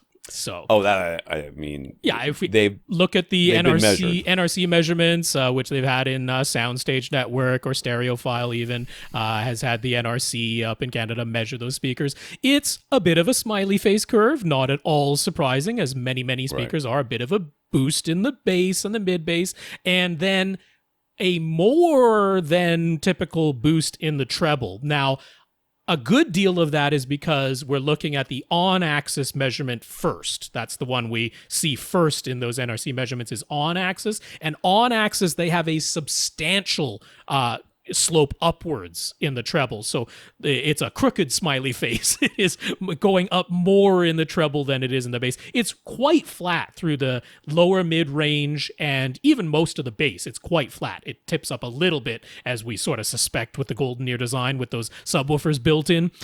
We sort of suspect, and that's what the measurements pan out. But it's a bit of a crooked smile now. It tips up quite a bit in the treble, but on axis. Then, because the dispersion is quite limited, as you move off axis, that tip up in the treble comes down quite quickly, but that also means that the off-axis response isn't equal to the on-axis response. And as most of Harman's research has shown, that tends to be a bit more detectable to our ears when the off-axis response doesn't closely match the on-axis response. That clues our brain in that that's a reflection as opposed to just the natural sound of the speakers. So that tends to be the case, but yeah, overall, it's like a crooked smiley face. Okay. He'd be willing to spend upwards of $4,000 on new speakers. His one main restriction is that the side surrounds need to be slim on-wall speakers. He doesn't have any extra width to spare, and people need to be able to walk by them. He very much likes the idea of replacing his in-ceiling Gurinder speakers with SVS prime elevations, but SVS does not have any slim on-wall models, so he's wondering if the prime elevations will perfectly match with some other brand. He's looked online a bit: Aperion, Revel, RBH, Focal, Ascend, Arendelle. Arendelle's not going to have it. And Hecko. I don't know anything about Hecko. It seems like he could put together a collection of speakers that works from just about any of them, but that gets overwhelming. So is there one brand with slim on-walls that we would just point to as the obvious choice, or should he painstakingly audition groups of the front 3 speakers at a time? He's hoping we can offer some clear advice. I would not do the front 3 speakers. I would do 2 bookshelf speakers. Sure. For me, that to start with, I would never do the front 3 speakers. I don't know why you would do that, but yeah, I would do the 2 bookshelf speakers and not worry about whether or not you're going to end up with towers. So how slim is slim? Because SVS, he was like 5 inches front to back or less is what he's aiming for. So geez, those satellites from SVS are not that much bigger than that, if they are. they do have a little rear port though, so they can't quite be slammed against the wall. Yeah. Yeah, it's close, but just not quite. The other option would be to actually go prime elevations for the surrounds and just mount them higher. But then since he wants to use prime elevations as heights, it's that kind of doesn't feel right to also Doesn't have feel your right. surrounds That's right. that elevated. So the easy answer here to me is AVRant. Not the least of which is, like SVS, they have free two-way shipping. So you could actually try it out without any risk. If you stick with their Novus series, which is in the sort of price range that he was considering too. If you stick with the Novus series, they have every type of like form factor I'm talking about speaker that you could want. For this sort of price range, they've got. If you don't even actually want to use the prime elevations, they've got angle type speakers in the AVRant Novus series that, same type of form factor as the prime elevations with that angled wedge design. They've got the Novus on walls, and then they've got the whole selection of bookshelf tower and center speakers in that Novus series. So to me, that's the easiest, fastest answer. They've got really nice finish options. The price range is exactly what you're looking at, and they have every form factor that you could want, all within the exact same series using the exact same drivers across all of them, which if you're trying for that most natural, homogeneous, encircling sound where there's no timbre mismatch whatsoever, that would be the way to do it. Revels on walls, I like their performance. They are way overpriced. Just ridiculously so. Focals on walls are, I think, beyond the budget that you specified. They're not cheap.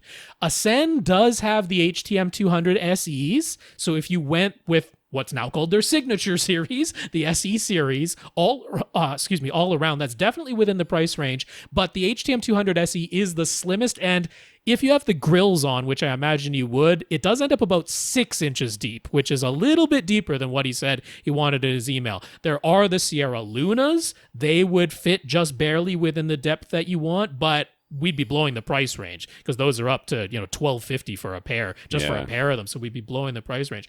Arundel is big. Their speakers are physically large, so I don't know.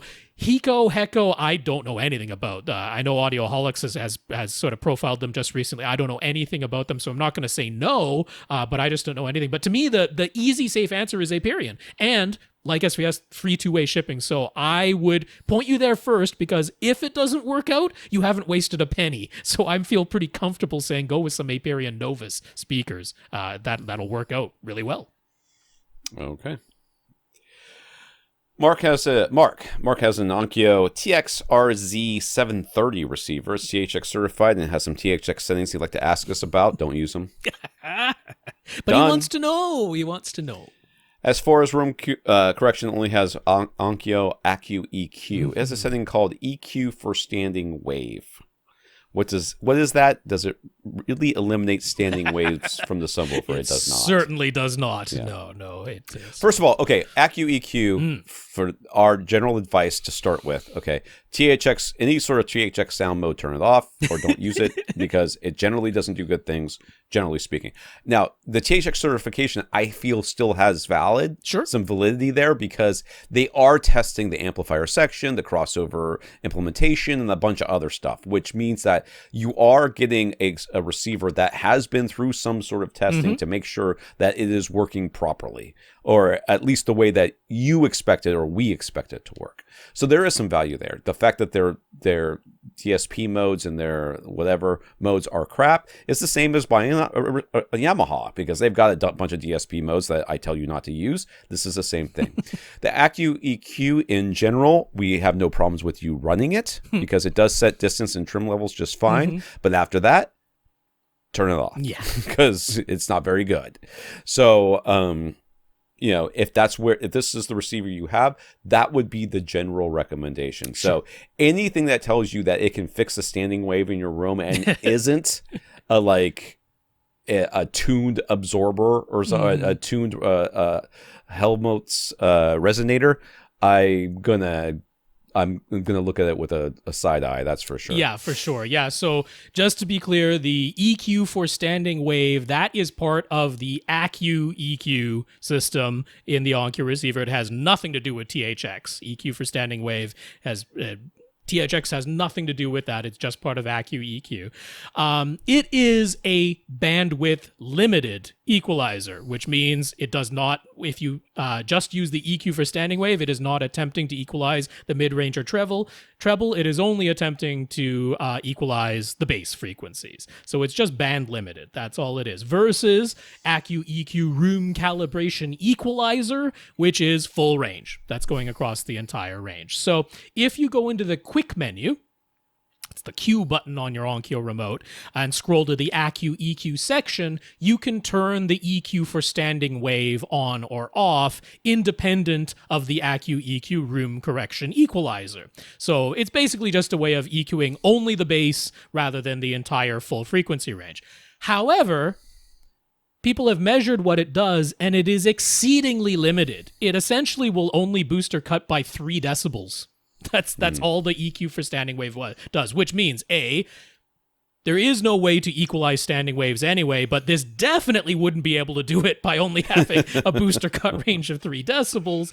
And then it's like, it's barely doing anything. So on the one hand, I'm a bit more okay with it than the full room calibration equalizer, because the chances that it's doing much harm is limited by the fact that it can't boost or cut very much at all.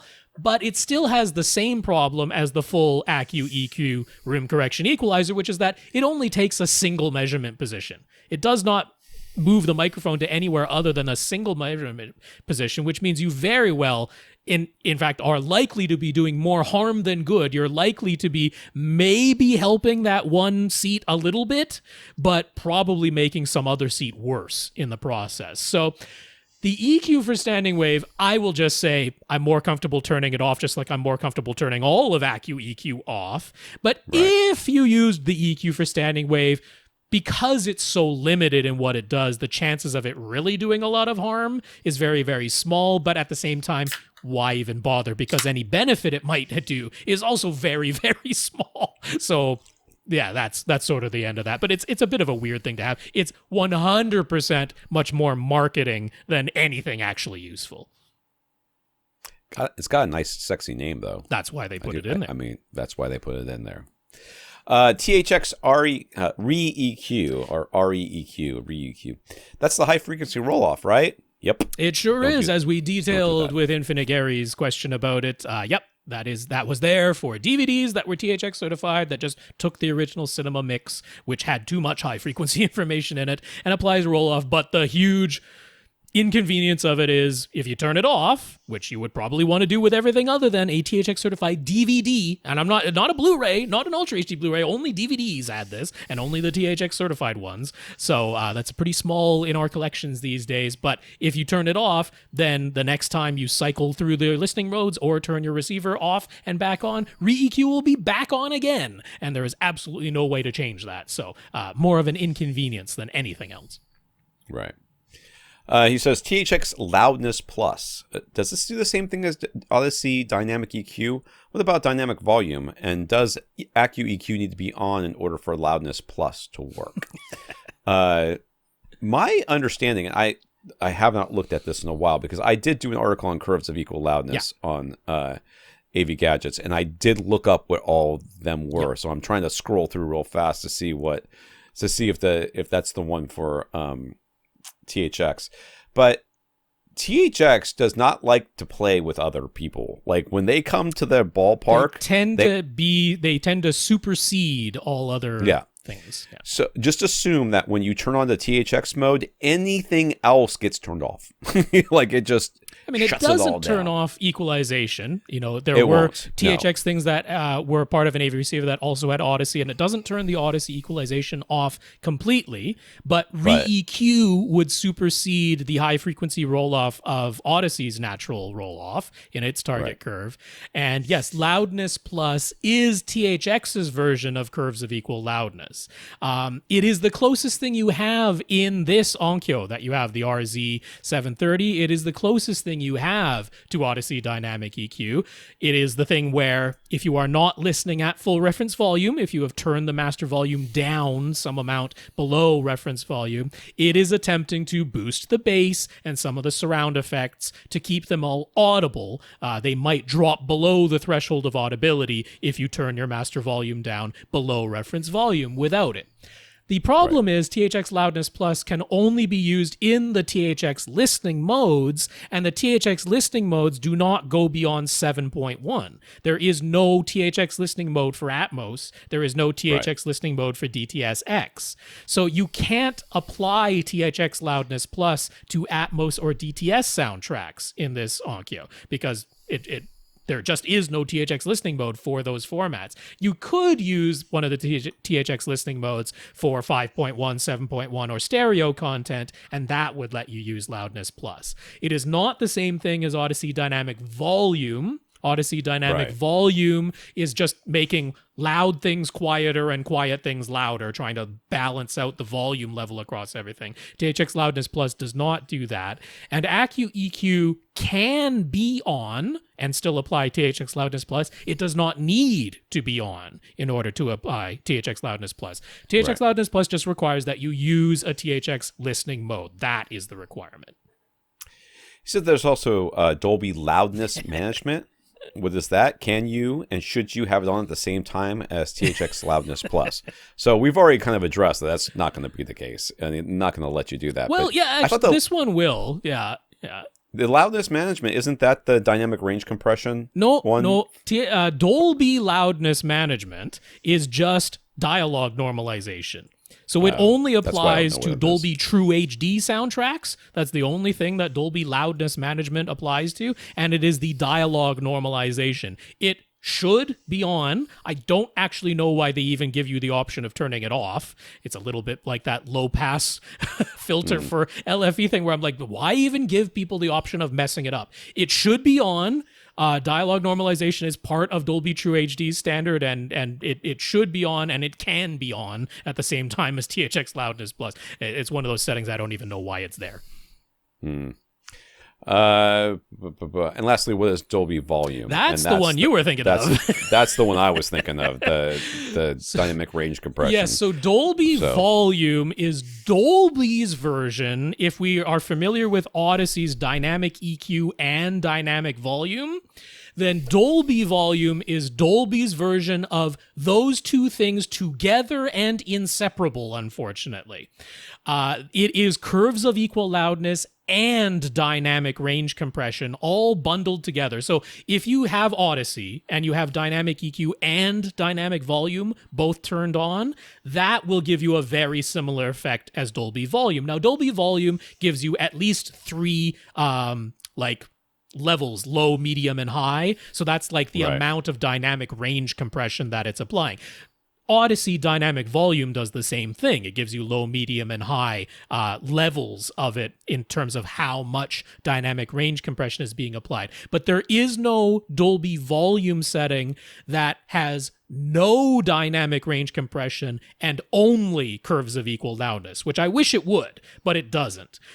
Anthem at one point, they did allow you to separate the curves of equal loudness part of Dolby Volume from the dynamic range compression part of Dolby Volume, but again, couldn't be done to Atmos and DTS-X signals, could only work for 5.1 and 7.1 signals. So it's really close. If you want one that does apply some dynamic range compression, I honestly find Dolby Volume to be the best of those things, but there is no way to have no dynamic range compression whatsoever, unfortunately. Yeah. But yes, all these names are so similar. I can see why someone would be confused. Mike says, we have recently discussed SVS SB1000 Pro subs versus the SB2000 Pro and some other models, and also using 2 versus 4 subs. Mm-hmm. Mike is building a dedicated enclosed theater that will be between 2,500 and 3,000 cubic feet. When it's done, he's going to have 3 rows of seats, and he really wants the best experience possible in all of them. With that many seats in a room this size, he doesn't have a ton of room left for giant subs, so he wants small sealed subs. He asked around online, including talking to SVS directly, and everybody, including including SVS, said he should go with 4 SB2000 Pros if possible, not SB1000 Pros. 2000, yeah, okay. But that's substantially more money. Would it really be worth it? Is there any less expensive alternative? I would always wire for 4 and buy 2. Okay. Even in this room with this many seats, I would wire for 4 and buy 2, and then look around at what seats are being used on the regular and see what the bass is like in each one of those seats. I mean, you can do the Room EQ Wizard stuff and all of that, but there is, it's you're like, I'm worried about the back right seat. Because I know that, somebody will sit there someday. Really? Are you though? Because when somebody sits there, is it going to be somebody important, number one, or is it going to be you? Yes. Because you're letting all the good seats be taken. But somebody who cares and notices. Well, that's what I mean by important. Yes. There's somebody who actually will. Yeah, are you willing to spend an extra $2,000 to impress somebody who's to believe this is much more of a Mike just wants to be able to say he did it and maybe wants to make a YouTube video of it and show the measurements and be like, look at all 3 rows of seats in this relatively, for that many seats, it's not like a medium size there. There's a medium-sized room. It's 100% a medium-sized room, but that's a lot of seats to put into a medium-sized room, and maybe he just wants to make the YouTube video where he shows the measurement of, look at how uniform it really is, but it's more in theory than in practice, I would have to say. But that aside, the advice that you say, directly from SVS, they're correct. They're absolutely correct. Right. If you want the very best experience across all of the seats, it would be with 4 subs, 1 in each corner, is I assuming what you're going for in terms of where the space is going to be available. And if you're sticking to the, just physically smaller size, yes, SB2000 Pros in between 2,500 and 3,000 cubic feet, medium-sized room. If you want to be able to hit 20 hertz reference volume, that is what you need. The SB1000 Pros just can't do it. They're very impressive for what they are, but if you want reference volume at 20 hertz in a medium-sized room, they just can't do it. They can do it in a small room, 1,500 cubic feet, SB1000 Pros, totally fine. But in the medium-sized room, you do need to step up. Now, what I would say is if you want to have a very similar physical size to the SB2000 Pros, but spend a whole lot less, the option I would point you to 100% would be the RSL Speedwoofer 10S, now Mark II. They're $450 each. The problem is you can't get them. They're completely sold out. They're always sold out. You have to jump on them. You got to jump on them right away. No, what I can say is you haven't even built the room yet, so you've got some time. You've got time. Keep an eye on these because these you can get now. Of course, people are going to point to the measurements have been done.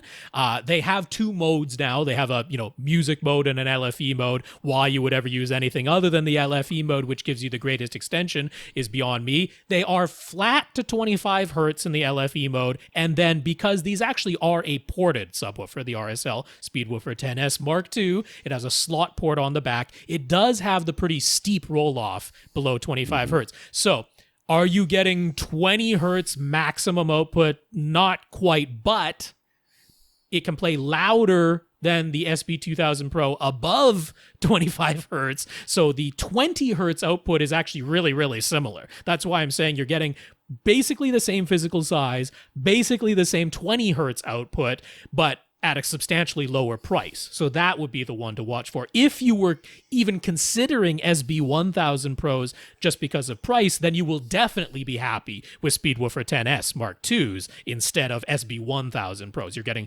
considerably more output than those at actually a price even lower than SB1000. Corner loading these things, you're going to get awfully close to that 20 hertz yes. number too. Yeah. So that said,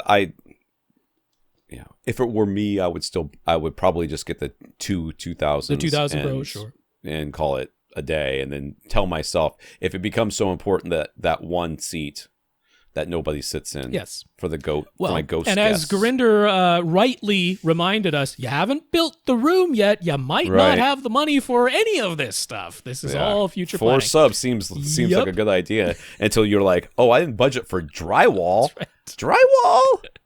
That can't cost too much, can it? How much does paint cost again? How many coats will I need to get this black paint, fully Oh, black. you know he's going blacked out room. You know he is. Oh, jeez. Vince, so we've said that if you turn off all EQ and make sure they're carefully level matched and just play the same source straight through, all AV receivers end up sounding the same in blind listening comparisons. They are very much orange and yellow bell peppers. Yes, that's what they are. We had a listener who disagreed, and we discussed that. For what it's worth, Vince agrees with us based on based on his own experience. Couldn't tell them apart unless room correction was applied. But Sound United's own reps have done several interviews in which they mentioned there's being sound differences between Denon and Marantz. He doesn't really buy it, and he figures we would have mentioned it by now if it were true. But why would their own reps say it? Why would they not? Because it is expected of them to say it. They're trying to sell something. They can't go around saying it's going to sound exactly the same as a Yamaha until you apply room correction. They cannot say or that. that this Marantz sister model, which costs more than the Denon sister model, sounds exactly the same. Exactly the same. Exactly the same. I mean, that doesn't sell.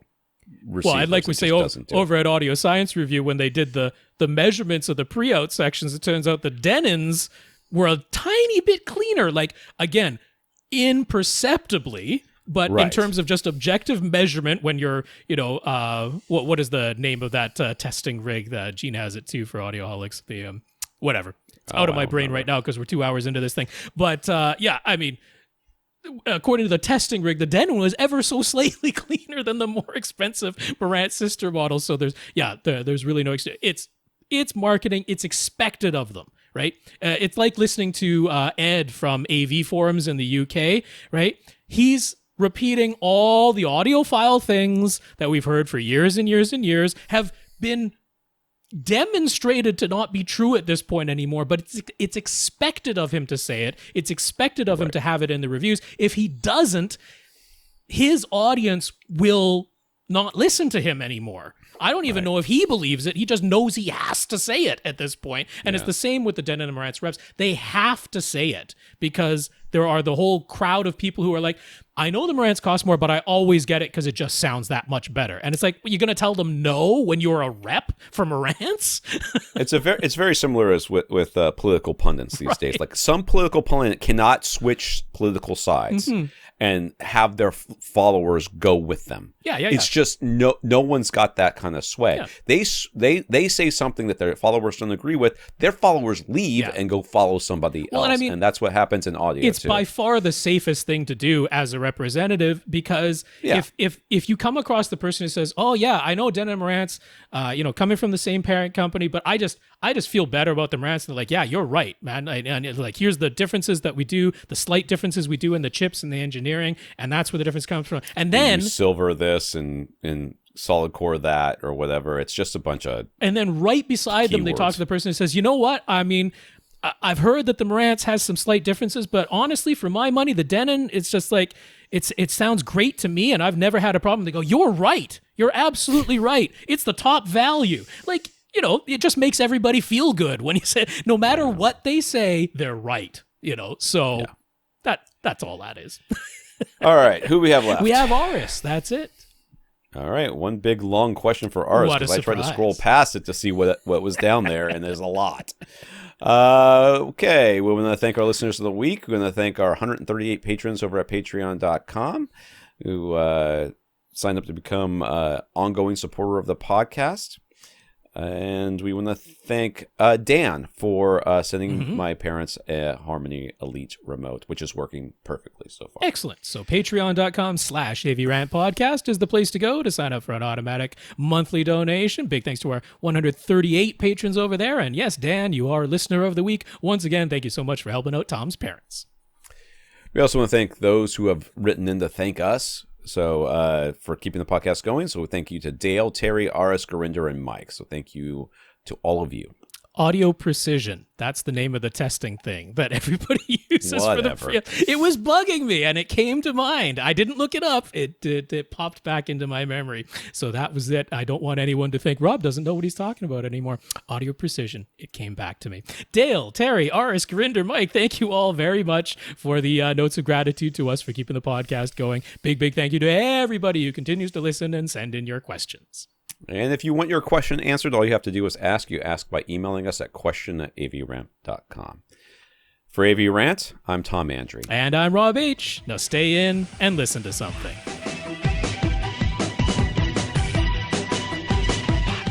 Want your question answered? Send it to question@avrant.com.